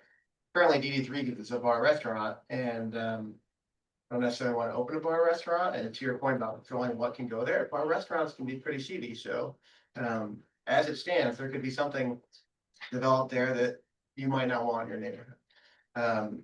But DD3 is more aligned with what we want on Route 96, which is a clear commercial district. You have Stover Lumber, you have SmartStar, you have all the businesses, Float Deck, up and down 96. It's a clear commercial area of town. And DD3 is closer to that than residential is. And I was also advised to, in order to get the residential side going, to go with residential. Cause you're just, in terms of your development picture, you're looking at the residential side first. One, for the need to address the need that we have in the town for housing. Right.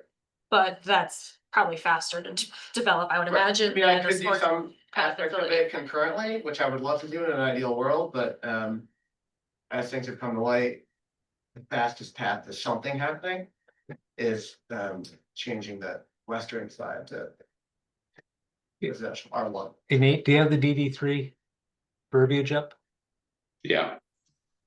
Can you remind me what it says about the trailers? It says maintenance, allowed uses, the purposes for which this district may be used are as follows. A is the bar restaurant. B, maintenance of mobile home adjacent to the existing bar and restaurant. C, maintenance of a second mobile home adjacent to Halseyville Road for so long as the mobile home may be occupied by Howard and Anna Brown or the survivor of them. And then no other mobile home shall be established or occupied within this district. Nobody's lived in that trailer. But doesn't for it say 2 to- years. To do away with them? Once the Browns leave? Not the mobile home adjacent to the existing bar and restaurant. At least I don't see a reference there to that. So But at there least isn't- one there's mobile no- home could continue. There's There is two of no them. existing bar and restaurant. Yeah, there's two There's- players, Yeah. but nobody's There's a been in there mobile for home years. Behind the old Bar Angus or the Mhm. mobile home on Halseyville side. Nothing says those have to be removed, and they haven't been removed, because I haven't been permitted to do any.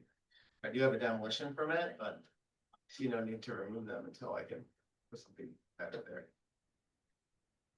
They are pretty So- unsightly and unsafe. So Nate, if your recommendation, I'm not putting you on the spot, I'm asking, is to do the subdivision, can we need to call a public hearing anyways for the rezoning? Can a subdivision application be submitted to the planning board? Because I believe the subdivision would just be reviewed by the planning board. Right. While we're having our public hearing, because that's still gonna be a couple meetings until we're able to approve the rezone, which potentially, I don't know what your workload is right now. The planning board might be able to review the subdivision and provide some input to us too. Correct. I mean, the subdivision would be done by the planning board, like you said, and you know, it's to Mr. Doolittle's point, it's like chicken and the egg, 6 one, half dozen the other. What do you go with first? I think he could subdivide the property. I think he would probably want to know that he can rezone the property before he actually subdivides it. But what I'm saying is, in order to do an appropriate rezone, we need a legal description to identify the boundary of the new zone. You know, the DD3 has a meets and bounds description. We need a surveyor to give us the description of the property, which he would be asking, you know, specifically to be rezoned. I know we have a map that he should, you know, we can see it. It's just one of those things, like I need a surveyor to tell me like the degrees, the direction, the acreage that's specifically being modified in order to put a local law together. But So what next step? I could have that within a week. What's the next step for us? If we yeah, wanna- so we wanna move this along, how do we? yeah, I think one of the things that Caitlin and I had talked about, and I think I put a resolution together, but I guess I don't see it as part of your board packet. There is a Yeah, resolution. It was in a separate file by itself, not with the other resolutions. So you can. Okay, submit let it. me see if I can find that. Oh, okay, DD3 resolution. So you'll see in the resolution that it just recognizes he previously submitted an application to rezone it.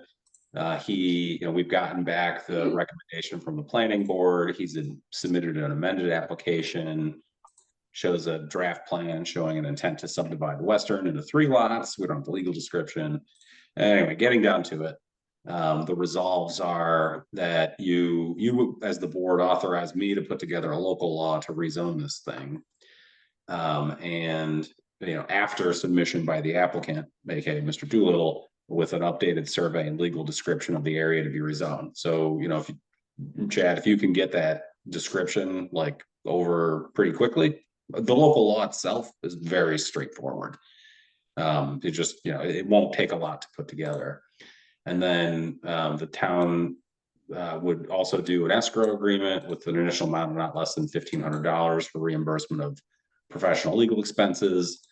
We've got a form escrow agreement that the town uses. So if you folks authorize that tonight, that can get to Mr. Doolittle later this week and get that thing moved forward. And then this also has the town board declaring its intent to act as lead agency under seeker for not just the rezoning, but also the related subdivision. You know, because we know that that's what is happening here. And for environmental purposes, we need to consider it all together as one specific action. And then basically effectuating those things. So no. Yes, correct. No public hearing, because I have to put the law together. As soon as the law is put together, then you know, you folks would have the local law introduced to you. And then you would refer it again to your planning board for an advisory opinion, just now that we've actually got it, because that's following the procedural steps. I understand the concept and the prior application was submitted, but now we've got the local law itself. That'll happen concurrently with the referral to the county for 239 review. So it's not going to slow anything up. It's just the time that it's going to take. And then, so theoretically, I think you could hold a public hearing moving as fast as we could, possibly your second meeting in September. I'd say doing it more conservatively, really, we'd target your first meeting in October for the public hearing and action at that same meeting. Okay. I asked that we not be conservative. Yeah, so part of it is the referral to the county for 239. They get 30 days to provide their comments back, and we can't guarantee exactly when that'll happen. So we just budget the full 30 days.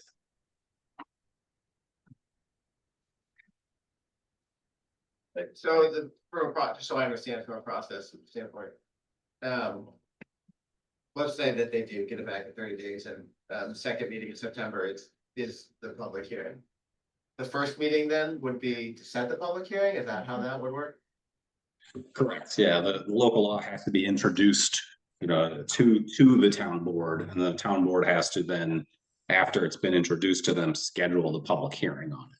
So do you folks have I think your second meeting in August was canceled, but then I think I saw there might be a special meeting in August. Not for this though. Sorry. Okay. Yeah, so really, we're looking at your first meeting in September. You would accept it, you know, as introduced, schedule your public hearing. Really, I think it's realistically saying the first meeting in October, and then having the planning board give an advisory opinion on it between then. for the planning board aspect, is now another appearance in front of them, just their, or do I have to appear in front of the planning board again? You've already talked to them.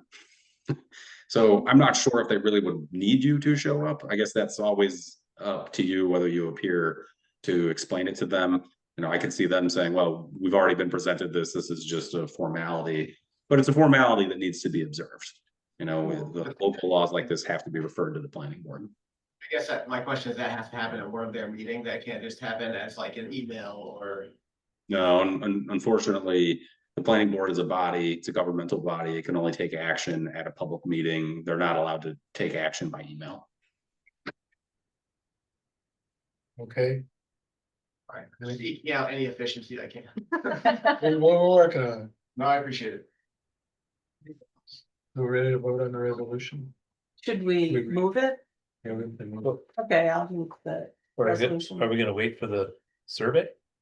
This is. This in was here. just to kick this off. Request it. Okay, Yeah, So Yeah. we're not making that's any not this decisions. resolution. That is that resolution, which is It's on the back. It's kicking authorizing it off, drafting of rezoning local law. which and requires the survey. It's on the back.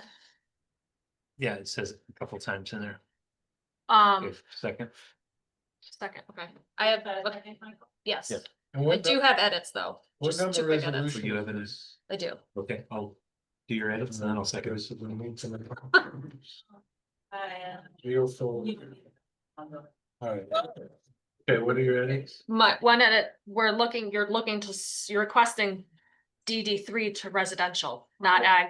So in here Oh, it in that says first paragraph? agricultural residential or agricultural rural 3 times. Yeah, so that You wanna- I took based on the zoning district name that you have. If that's not correct, then that's obviously my own fault, but when I looked at the district zone names, oh, you want it. Oh, you know what? Mr. Doolittle actually mentioned this in his survey. He at the beginning of this, he was like, oh no, the agricultural reference should have been taken out. So yes, Yeah. never mind. Okay. Well, Keep all going. through the application, it says AR as well. Then we can could you revise? Your amendment is, to make it R1, and then I can amend my application as well. Just to be clear. Just to be clear, at least submit that, I just don't want that to. It shouldn't hold anything up. I think we're all acknowledging what you want as residential. That's just a word change. Okay, yep. And my only other edit is Chad Doolittle's name is spelled wrong. It's DOOLITTLE. so to clarify, I think it's from DD3 to residential, not AR. Correct. So there's 2 spots on the front page, Carissa, Yeah, and 1 on the 3. back. I got it. Is there 3 on the front? It's all I thought I caught. First 3 Yeah. paragraphs. Oh, yep, I missed that one. And then there's 1 on the back. And then Doolittle just has 2 O's at the beginning. Got it. Thank you. So there you go. Any other comment? Any other comment? Did you have any other second or comment? Oh, I would go for it if it was ag rural, because that's what the zone is, but I can't vote for it as a R1. Right. Did you seconded it? Yeah, I can second it. That's fine. Okay. Yeah. All in favor? Aye. Nay. Okay, 3-1. Passes. Okay, So you'll work with me to get the survey? Absolutely, all I'll right, be in touch. good. Thank you all. Okay, I appreciate it. Thank all you. right, done with that. All right, new business, presentations from community groups. Sorry, you guys have signatures on. Where? Yeah. Well,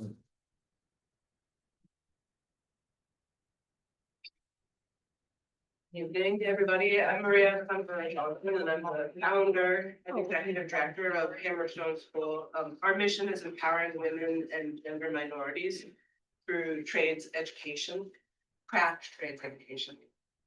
Programs are offered in the form of short workshops, anything from 2 hours to 5-day classes, and our classes encompass basic carpentry skills to electric wire fundamentals. We teach whole home construction and furniture making. We offer tutorials on plumbing and fine art, woodworking classes and work. The premise of our organization is that all of us, homeowners and renters alike, are better stewards of our home if we have the skills and the confidence to replace some worn out trim, or to swap out a light fixture, to build a porch, or to confidently interact with contractors. Some of our students take one class after another, working their way through all of our curriculum, and some take one class, and then after that, through some confidence, they get on YouTube and they get some books, and they're building porches, and we had a student build a firewood shed, so it all depends on the students. We also observe a real personal transformation of students in our classes. We have students who come anxious about using power tools. They're afraid of screwing up in front of others, and they leave with their shoulders back, they're glowing, proudly displaying what they've built in their class. We really work hard to build our curriculum carefully. We meet students where they are. We explicitly acknowledge failure as part of the learning process. And we nurture the bonds of community that just naturally form in all of our classes. We know our classes are expensive, and we care deeply about making them accessible to everyone who wants them and needs them. And to that end, since 2020, we've been offering our classes on a sliding scale model where students who can pay more to help support students who can't afford to come to our classes. We also offer two free solidarity classes to populations who face additional barriers to taking our classes and who benefit exponentially from what we offer, the empowerment of taking a Hammerstone class. One of those classes is for genderqueer, non-binary folks, and another class is for immigrants and refugees. The program that we are requesting funding from through the town pursues the same goal of making our classes more accessible.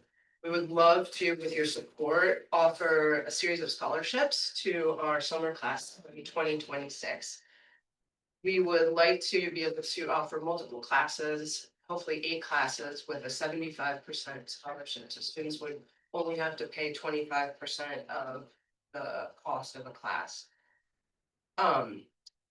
We'd like to be able to reach a wider group of residents who don't fit the descriptions of our solidarity classes, but nonetheless could benefit from taking a class.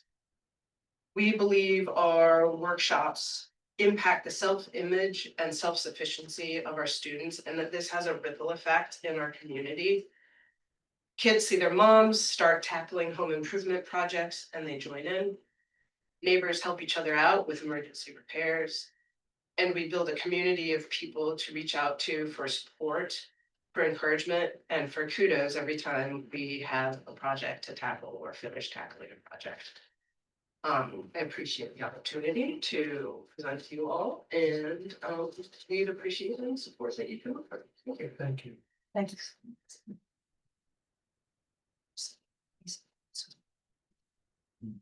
Oh, I thought you were going up there.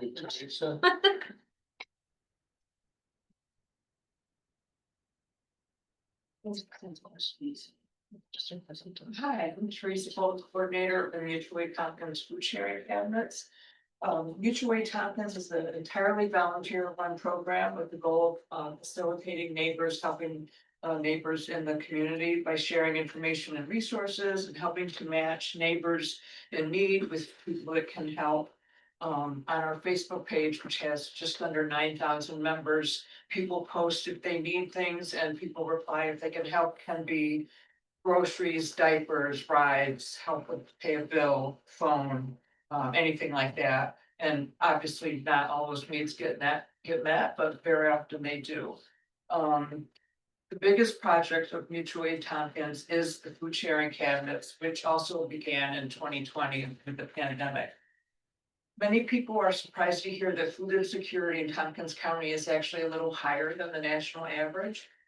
The food cabinets are a direct way to help mitigate that. There's nearly 40 around the county, entirely built by volunteers. I have a list here if you're interested. The premise is to take what you need, leave what you can, so anyone can donate. And anyone can use the cabinets. It's entirely unrestricted and anonymous, available 24/7. which is not like some of the like food pantries and giveaways and things. They have specific hours, often during working hours. And this also helps mitigate with any potential embarrassment or stigma of needing extra food. They're stocked with rescued or donated food when we can, with money from grants or donations, but most often by community members out of their own pockets. So we encourage buy one, get one free, put one in the cabinet. Something you have at home that you realize you're not gonna use by the date, please donate. Most of the cabinets have what we call a steward that helps keep them clean and lets me know if they need repairs. Some have been adopted by specific groups such as a church or a group like the Child Development Council, for example. And in addition to food, highly requested items are toilet paper, menstrual items, toiletries. None of those things can be purchased with SNAP. There's two cabinets located in Trumansburg. One is at the laundromat on Main Street and one is at the Jacksonville Methodist Church. Both of them have fabulous stewards that help keep them clean and stock them. But since they're sort of rural and not located, within the city proper of Ithaca, they tend, of course, to get less attention just by nature of them being rural. Our proposal would help supplement what is available in those two cabinets by stocking them each of the two cabinets 10 times over the course of several months. Making more food available to the people in the township. We do try to stock healthy food. We get vegetables and fresh things when we can, but things that don't require a lot of preparation. So we hear people, no more dried beans, we don't have time, we don't have crack by, things like that. So we do take into consideration requests that we have. And again, they're all available 24/7, helping contribute to the health and general overall well-being of the community. And I brought thoughts, a couple of them. I don't know, so I still run into people that haven't seen them around.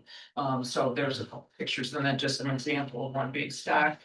And a list, this actually includes Cortland because I help out a little bit with their, list of all the locations. Thank you. Thank you. Thank you.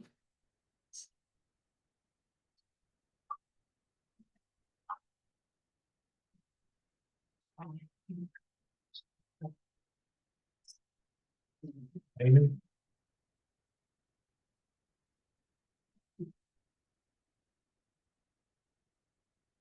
So, this is my first meeting, so thank you for welcoming me. I'm gonna be talking about two different applications that I put in for funding. And I will start with the Women's Wellness Wednesdays.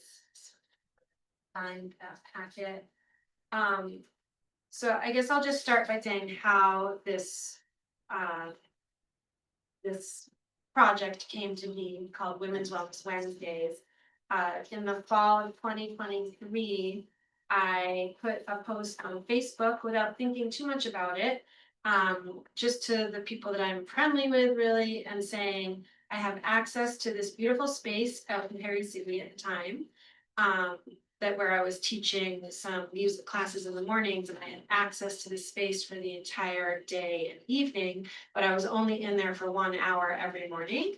And I said, would anyone in the community, any women friends, like to meet there maybe once a week or once every couple of weeks, and we can lead different events within the community and support each other and gather together. And this was right after we were kind of getting out of COVID and we were going into winter. And little did I know that it would be such a great response. Within that first night on Facebook, I had over 100 comments from women within the community saying, yes, I would love to be part of something like this. And I had mentioned in my post that it could be anything from doing yoga classes together to talking about health issues or parenting issues or doing art together or singing, or I made a whole list of things and I had this great response. So the next day I made a Facebook group and I called it Women's Wellness Wednesdays. And I invited all the people that commented on that post to this group. And at this point, this Facebook group now has over 600 people in it. And from that fall, so fall of 2023 until the spring of that 2024, and then again in the fall of 2024 through the spring of 2025, I've done about 40 events. where I'm basically the organizer of these different events that happen every single Wednesday night. And I invite different women from within our community to be a presenter. And so I did list in the packet what all of the events have been over the couple of years that we've done this. And because of the great response that I've gotten from within the community, it's become a bit of a part-time job for myself, which I was not expecting when I first put the idea out there. But I love these events, and everyone that comes to them absolutely loves them as well. It's just a great way for women to gather in community, but also to learn from one another, and to share our passions and our expertise with one another. So especially, and I love that it's during the winter months when we might not otherwise be gathering as much. So what I'm asking for is some help to make this be able to continue to grow in the way that it has been growing over the past couple years. Thinking ahead to this fall, winter, and spring, when I'd love to be organizing these events again.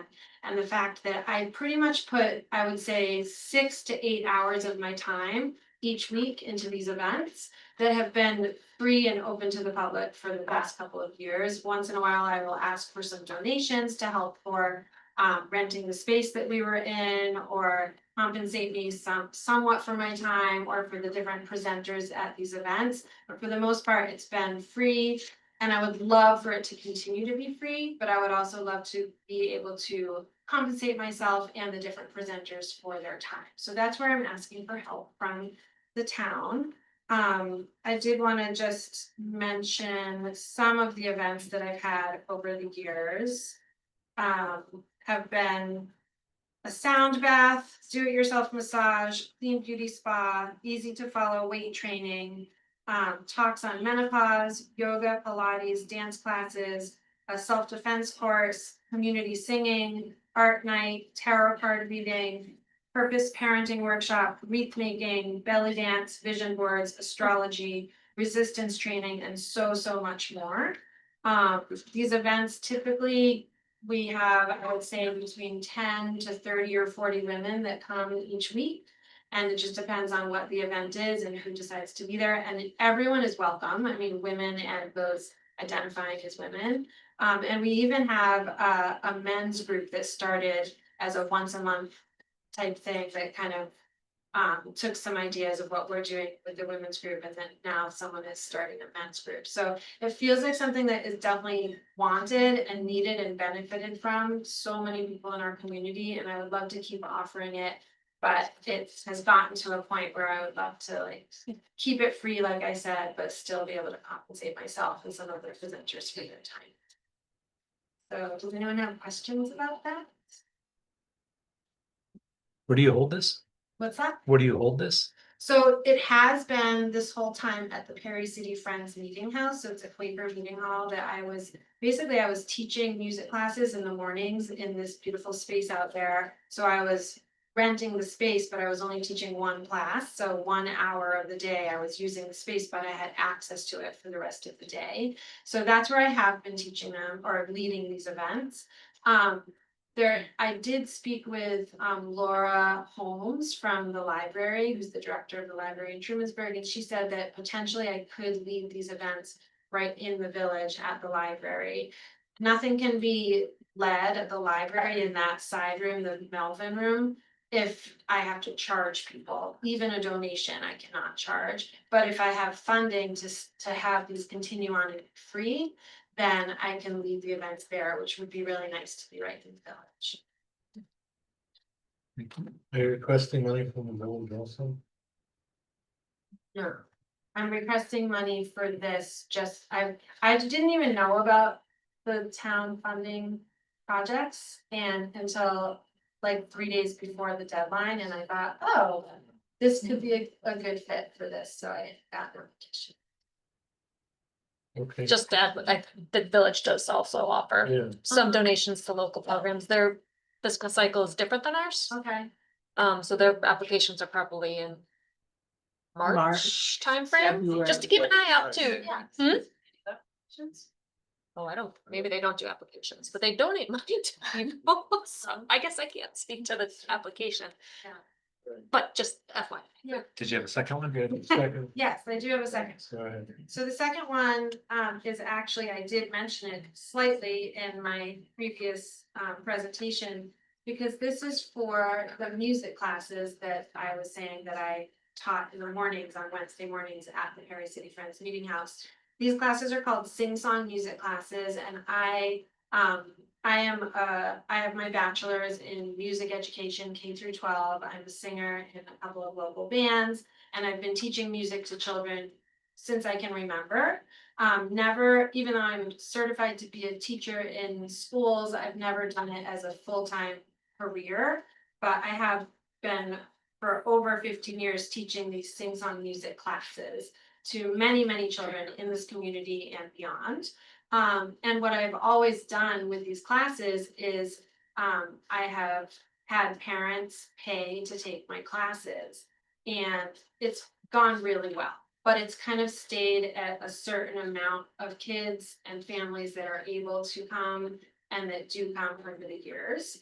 And I've been wanting to grow my sing-song classes to reach more people, not just the age group that I'm most familiar with, which is very young children, so kind of like mommy and me classes with 1 through 4-year-olds, but wanting to expand the age groups. So I also would love to work with elementary and maybe some middle school age children, and also adults in singing workshops. So that's one thing that I'm wanting to do, is expand sing-song to more age ranges, but also in the past several months, I've received from some grants and some funding from several different local libraries. The Trumansburg Library, the Ithaca Library, Lansing Library, and the Lodi Library, to name more. And it's been this really wonderful opportunity to bring sing-song to different communities and have it be free for everyone that wants to come.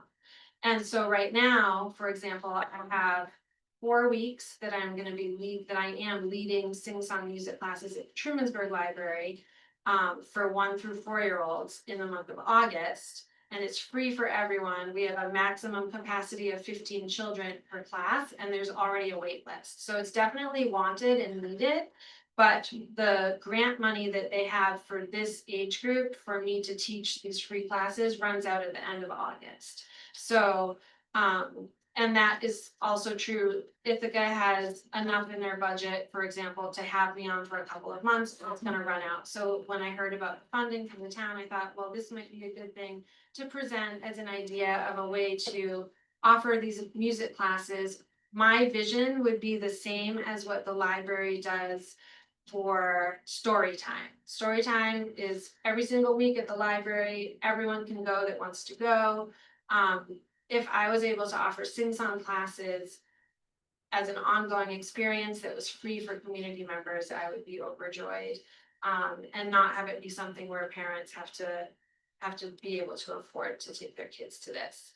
So that is my proposal. Thank you. Okay. Thank you. I know lots of people who do the sing song. Yeah, and I know Yeah, she's come to. I brought my granddaughter, yeah. Aw. And it is fun. Melanie?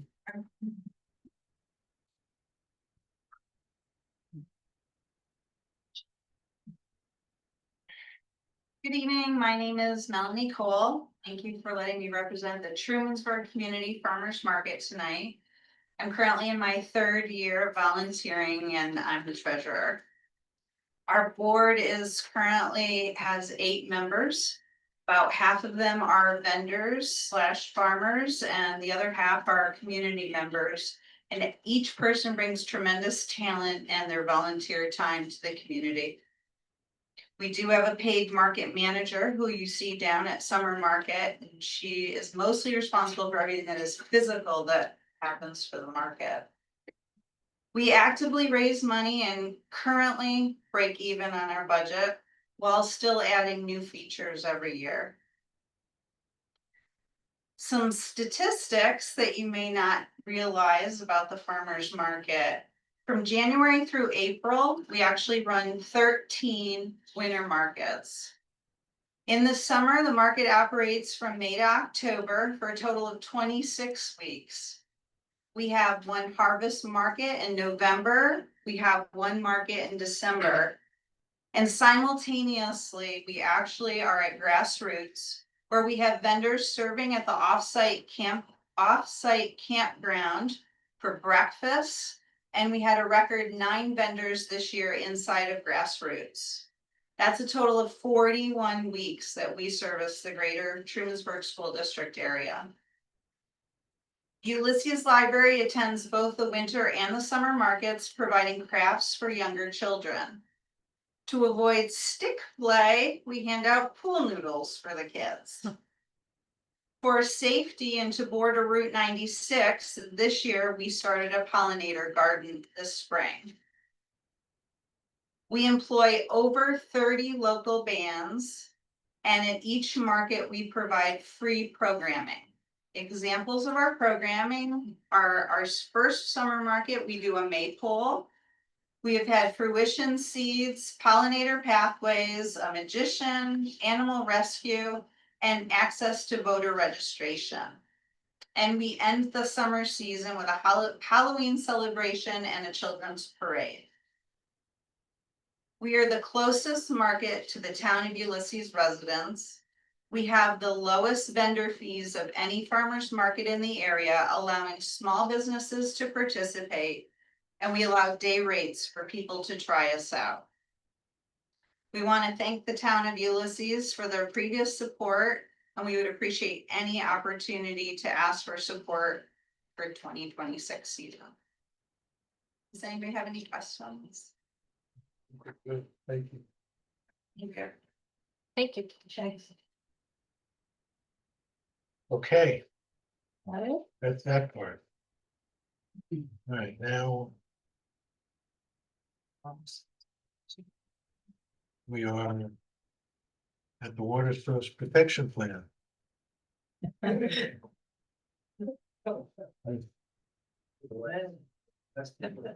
Yeah.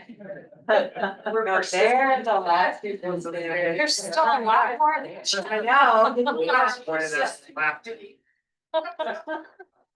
So my name is Jacob Gardner. I work for New York Rural Water Association.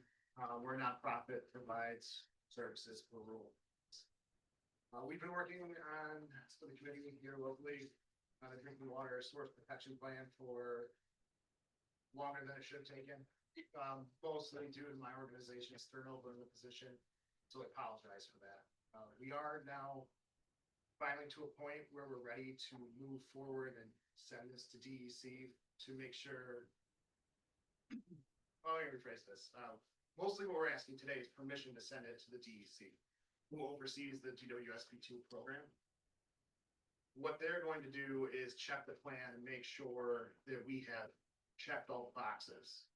So there's nothing contingent or binding or, nothing that's going to hold you to anything by sending it on. We had some slides.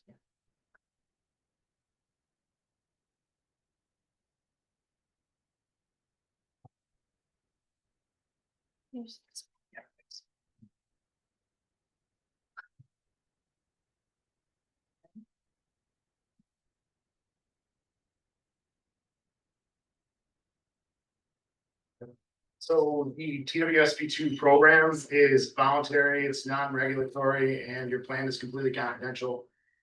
The framework, the plan that we've produced here that was distributed to you guys has followed the New York State DEC framework for these plans. This committee started meeting in 2022. And here we are in 2025. Late 2022, like late November. And that is, it's a fault of New York Rural Water. I want to apologize. We've had some turnover. And it is not the fault of the committee. I want to make that very clear.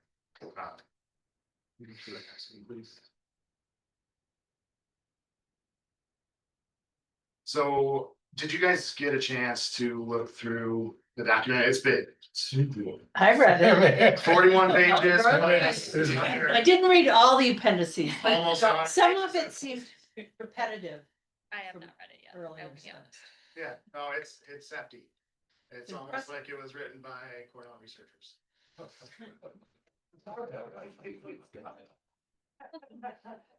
So, the first section, we do look at it, it's an executive summary, introduction and background. 3 pages. 3 pages. Then gets into your drinking water source assessment and protection areas.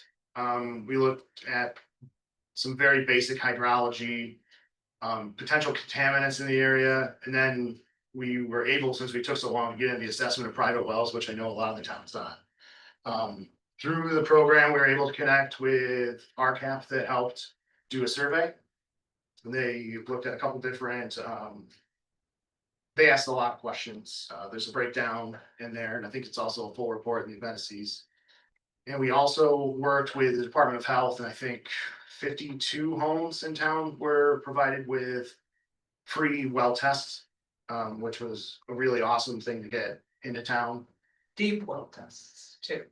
What's that? Deep well tests, I mean, details. Yeah. Very detailed, yeah, I think they tested for like 24 different things. And that data is also in there. But anything that would identify any single person was completely taken out. There's nothing that anyone could ever use to find the houses that were tested. The people that were tested were contacted by Department of Health. I don't know if any of you guys were in the program. And they were kind of talked through what concerns, what was in the ground, what they're running into. We could talk about the rest of some of that off of the camera. It's also in the report. Then it's a lot of implementation. I just covered this, what we've been up to. We got the survey out, we did private well testing. We hosted a low attendance private well and septic education event at the fire hall. I think it coincided with the parade maybe. No. Yeah. And yeah. And we also were able to put together some very accurate maps of the municipal water lines that are running through the town. That's included in the report as well. And I have all those maps in larger format. So this is kind of where we're at, the next steps. We're looking right now for permission to deliver this to the DC. We didn't want to just like send it without showing it to you guys first. After, with your permission, we send it to DEC for review, then we wait. DEC looks at it, they say for 8 weeks. Then Department of Health gets it for 8 weeks, and the absolute quickest you would ever get it back is 16 weeks, which is a long time. I've never seen them take less than 6 weeks. I think Enfield has been waiting for a long time. They deliver back some edits from the DEC review, and then you would resubmit making the edits. This plan is the most comprehensive thing I've ever seen. I can't imagine that there would be a lot for that step. And then DEC would give a final approval, and that opens you guys up for some grants and other sources of funding. And it gives you a third-party sign off, just saying that everything is checked, all the everything is in its place where it's supposed to be for their framework. And then it moves on to an adoption from you guys, and then implementation of the plan.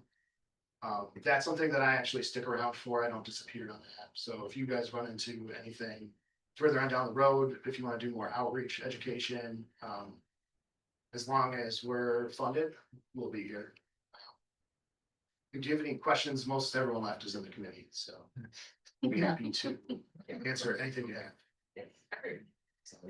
So the intent of giving it to you now is to answer any questions you have. Michael was our town board rep on it, so he can probably help as well, but we'd really like you to look at it, see if there's anything you would like to do that you have serious concerns about. bottom line is that whatever is in the document is not something that the town board is making a commitment to doing. And once we send it to the DEC, we can still modify it, change it if we need to, because it's our plan, it's what we want to do. We're sending it to the DEC so that it will be eligible for grants. Right? They're not gonna sit there and say, well, did you do it? You know, or anything like that, right, Jacob? So we want to be as eligible as possible for any money that comes available in New York State. And other than that, what you have in the plan right now is the best thinking that all of us, and we're the gang that were here, minus a few people that couldn't be here tonight, that, you know, came up with this plan, and we really spent 3 years on it. About what's in it, so we'd like you to take a look at it. Most of it are recommendations. If you go to section 3, you know, 1 and 2 are background. Section 3 is the meat of it, what we'd like to see done by the town, that we think would be useful to the town. You know, with ideas and things, and so those are the kinds of questions that we'd really like to help with. There's not. More work needs to be done with the plan. It needs to be fleshed out. We didn't have all of the people available to flesh out everything that was in the plan in detail. So like the planning board, we need to get involved with how we do modifications to site plan reviews, say, to look at water availability on a site when somebody's building a house or something. That's part of the implementation. Once it's approved, then there's, you can drill down and there'll be more details. I think that the recommendations are pretty general, so there'll be more detail that will have to be worked through. I think, is that what you're? Yeah, that's what I'm As saying. I'm sorry. suggestions, and Right, the town can use this Use as it a as- guidance document and decide which things they want to focus on, which things they don't, sort of like a comprehensive plan or something. It doesn't mean you have to do them, it just means they could be beneficial in the experience of the committee. Right, so this is a resolution to schedule a public hearing. Right, so I just wanted to Yeah, speak that's to that a not little, what- I Well, saw let's just that. do it. And Well, but so- why do we need a public hearing? right, so I just If wanted, this, but yes, to that, I also wanna get Nate's input too. So if the town wants to schedule a public hearing to get input, I mean, you don't. We don't have to need one, schedule. Why do Then, we have a resolution to schedule? a well, public I don't know, because I didn't know about that until I looked at the meeting material, but what we're hoping is that the board can feel comfortable enough Resolution, so that was. for us, for the board to say, okay, this draft is adequate to send to the DEC to start that long review process. They'll send back edits they might want us to do. They're really looking to check that we've met the framework. Right. And they're not gonna look at the details of our implementation suggestions and say, no, we don't like this, we don't like that. That's up to the town. We can gather public input at the same time in whatever way the board wants. We could post it on, like we're doing for the comprehensive plan. You can have a public hearing and we can come, whatever you want. And then we can make edits to the plan. When we get back the information from the DEC too, then the town board would decide to formally adopt it or not. And so So what do you need from us tonight? I would like you to Send it to- authorize us to submit it to the DEC for this final draft report of August 4th to the DEC for review. Okay. And hold whatever you want to do will help do it to get public input and at the same time, like on a parallel track. Got it. So Elizabeth has a question for Liz, yeah. Nathan. Nate, have you had a chance to look at this draft and, or do you have any, I'm just curious, do you have any concerns about sending? I have not looked at it. I have not reviewed one page because I've been on vacation since Wednesday. So that just, I'm sorry. No worries, we sent it on the 4th as soon as we had it with an outline. All right, Nate, go ahead. Did my best. Yeah, I did look at it earlier today, briefly. And, you know, I think the description of like the process, yep, that sounds absolutely right to me, right? It goes to DEC, they review it, they provide feedback, you have another opportunity to make change, you have multiple opportunities to make changes between now and when you adopt it. I think the thing for you folks as the town board to keep in mind is that this is a planning document for your community. And so it has the force of your farmland protection plan, you know, it actually calls in it to be an appendix to the comprehensive plan. So it would eventually be incorporated into the comprehensive plan. And so you have to be thinking of it from that planning perspective. You know, this is a guidance document for land use activities within the town. And you know, because this is a policy decision for you folks, right? Is this the draft that you send to the DEC, or do you want to give the public an opportunity through a formal public hearing process? Again, not required, but do you want to give the public a opportunity to expressly come to you, provide input on this planning document before you finalize this draft and then send that to the DEC for the review? You know, I mean, that's the decision for you folks to make. I think, again, like was said earlier, you have the opportunity to make further changes to it. Should you hold a public hearing or not?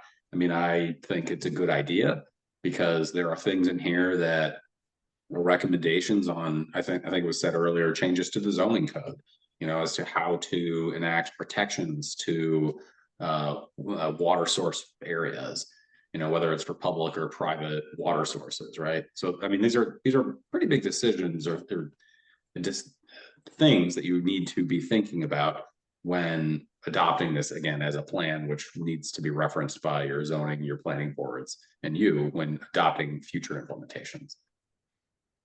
But it sounds like you're recommending we have a public hearing first. It's an opportunity for the public to participate and weigh in before you send something to the DEC. You know, but you don't have to, you know, that this is purely. But insofar that it will affect zoning, it might affect costs of. Before we have Wait, opportunity. can I finish? Yeah. The documents just examining your zoning. It Right. doesn't say this is a change to the zoning. Right. It said this could help, that you could think about it. Right. I just would really like us to be able to go on a parallel track. We can change it, we can gather public input. You're not voting to adopt it yet. We're happy to participate in getting public input, but it's going to take a long time. This committee's been working for a long time, really hard. I'm afraid the people are just gonna, you can talk to the people here, are just gonna be like, we're done. And so I'd like to see it happen, and I don't understand really why we would, I mean, that we have a public hearing and then you decide, and then it'd be 2 more meetings, and we can change it anyway, and yeah. I really hope that. We don't have let us to do give it. DEC a final You're not version. giving them a final version. You're giving Yeah. them like a final, really Draft. worked over draft. You're giving them a draft of what you're going to go look at, not what you're going to. So they can see, okay. Because we when need- we yeah. put it into zoning, then it'll, it'll be your If hearing. the town even if we wanted ever to do do it. that, they don't have Right. to. We're not even saying they should. We're saying this is something to think about. Yeah. And DEC wants to review, do we have all the sections that are in their framework? Because that's what they will Are we decide. checking all their boxes? Do we have Yeah. all of the geology information? Do we have the sections that they want? Do we have the background? Do we have, you know, implementation strategies and some sort of a timeline? Did you say you'd form some sort of a committee to implement it? And do we have? Suggest that you would. And do So- we have the material to make good decisions on zoning or anything else? So, well, let me Yeah. keep saying zoning, and that's making me worry, because zoning is not something that we focused on in here at all. So, I mean, most of it is public education, it's, you know, thinking about when you extend water and sewer, that's a big decision, but it's just recommendations that the town thinks about when they make those decisions. For water protection strategies, water quality, it's a lot of education, a lot about septic, a lot about, you know, drinking water sources. There's only a very small place where we really talk much about zoning at all, and what one might think about doing in zoning that would help protect water better. Okay, we got that. I'm a little interested, and again, Kim must have put this in. right? Yeah.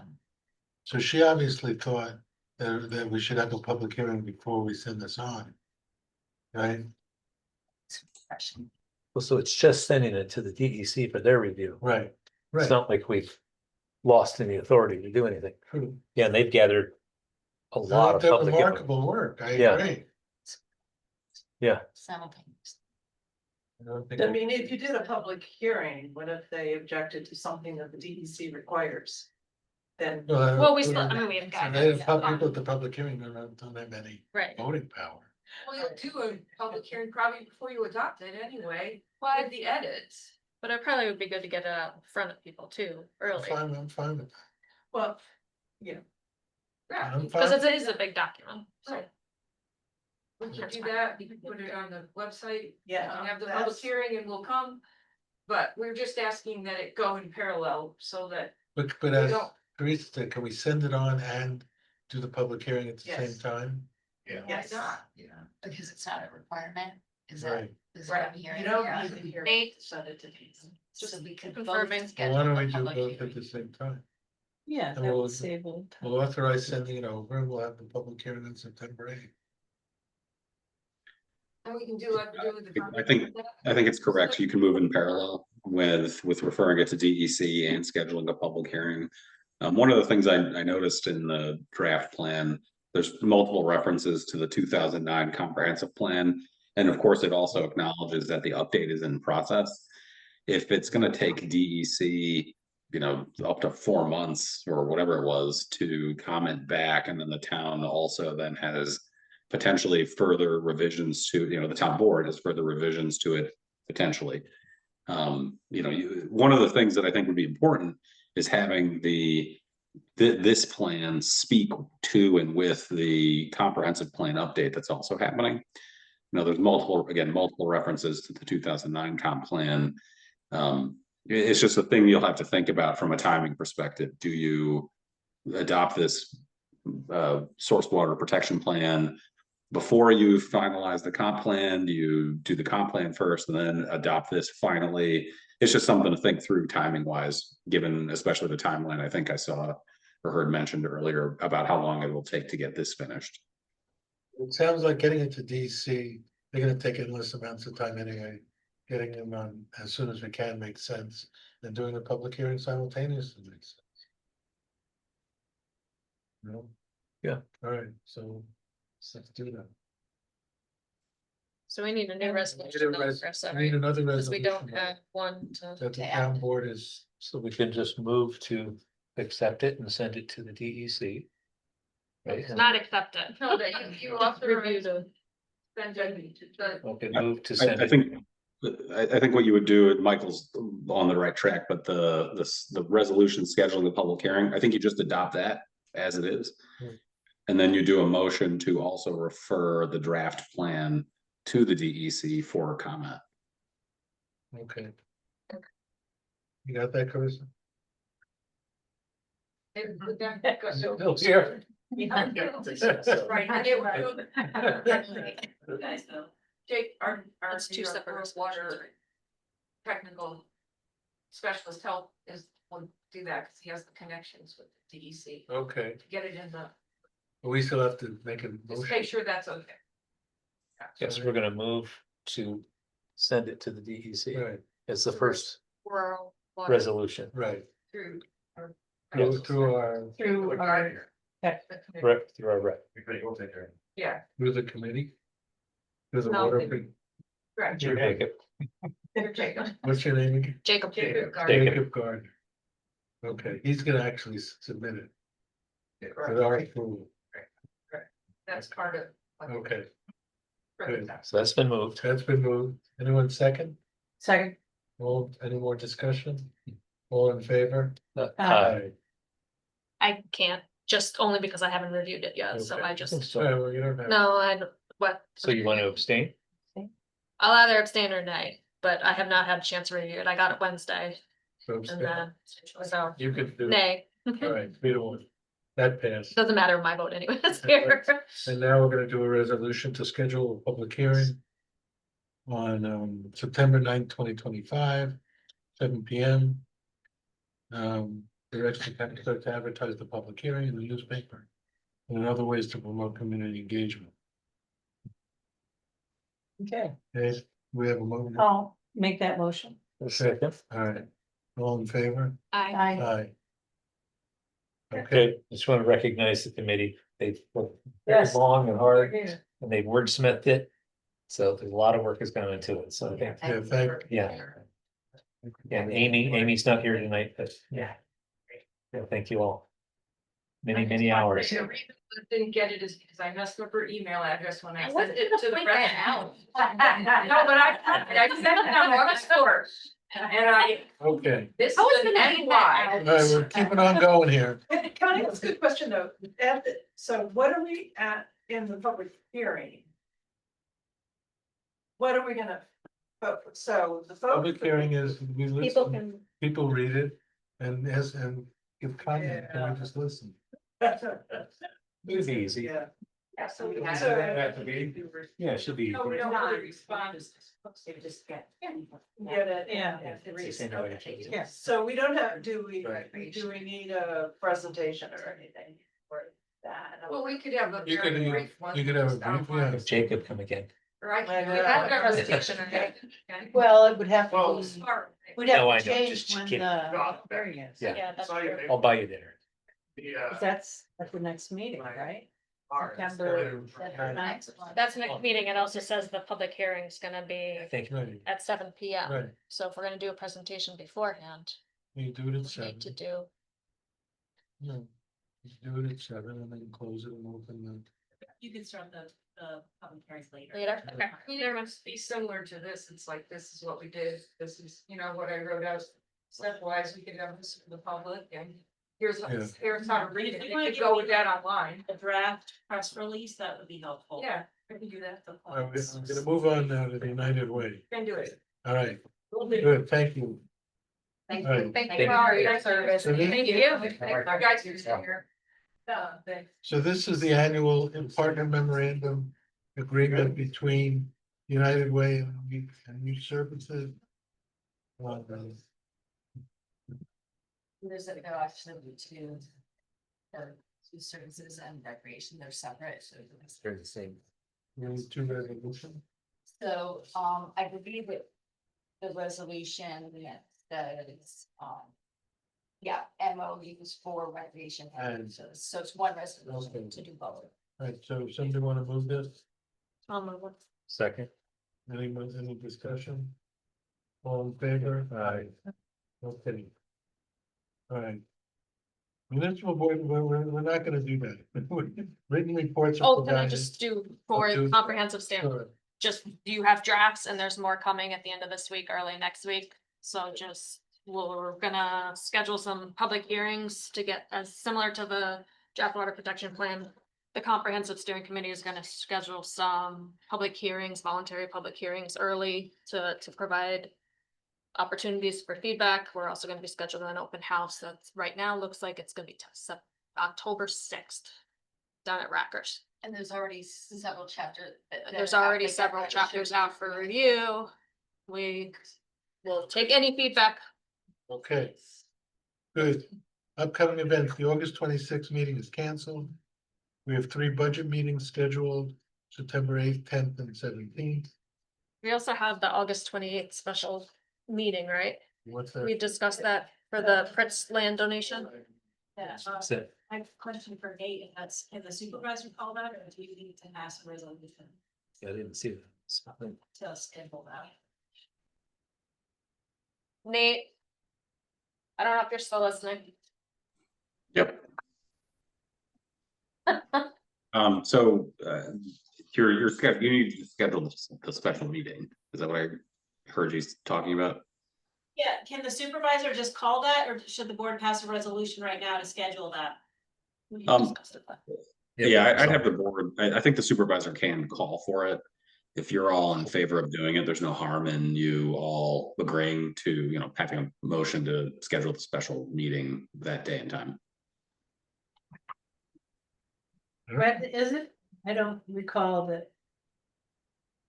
August We 28th. had August 28th, That's a Thursday? Thursday. Yeah, I just had a hold on the 25th. That's what I, A Monday. yeah. I guess, first, it also depends on you, because you have to be here. Yeah. Good.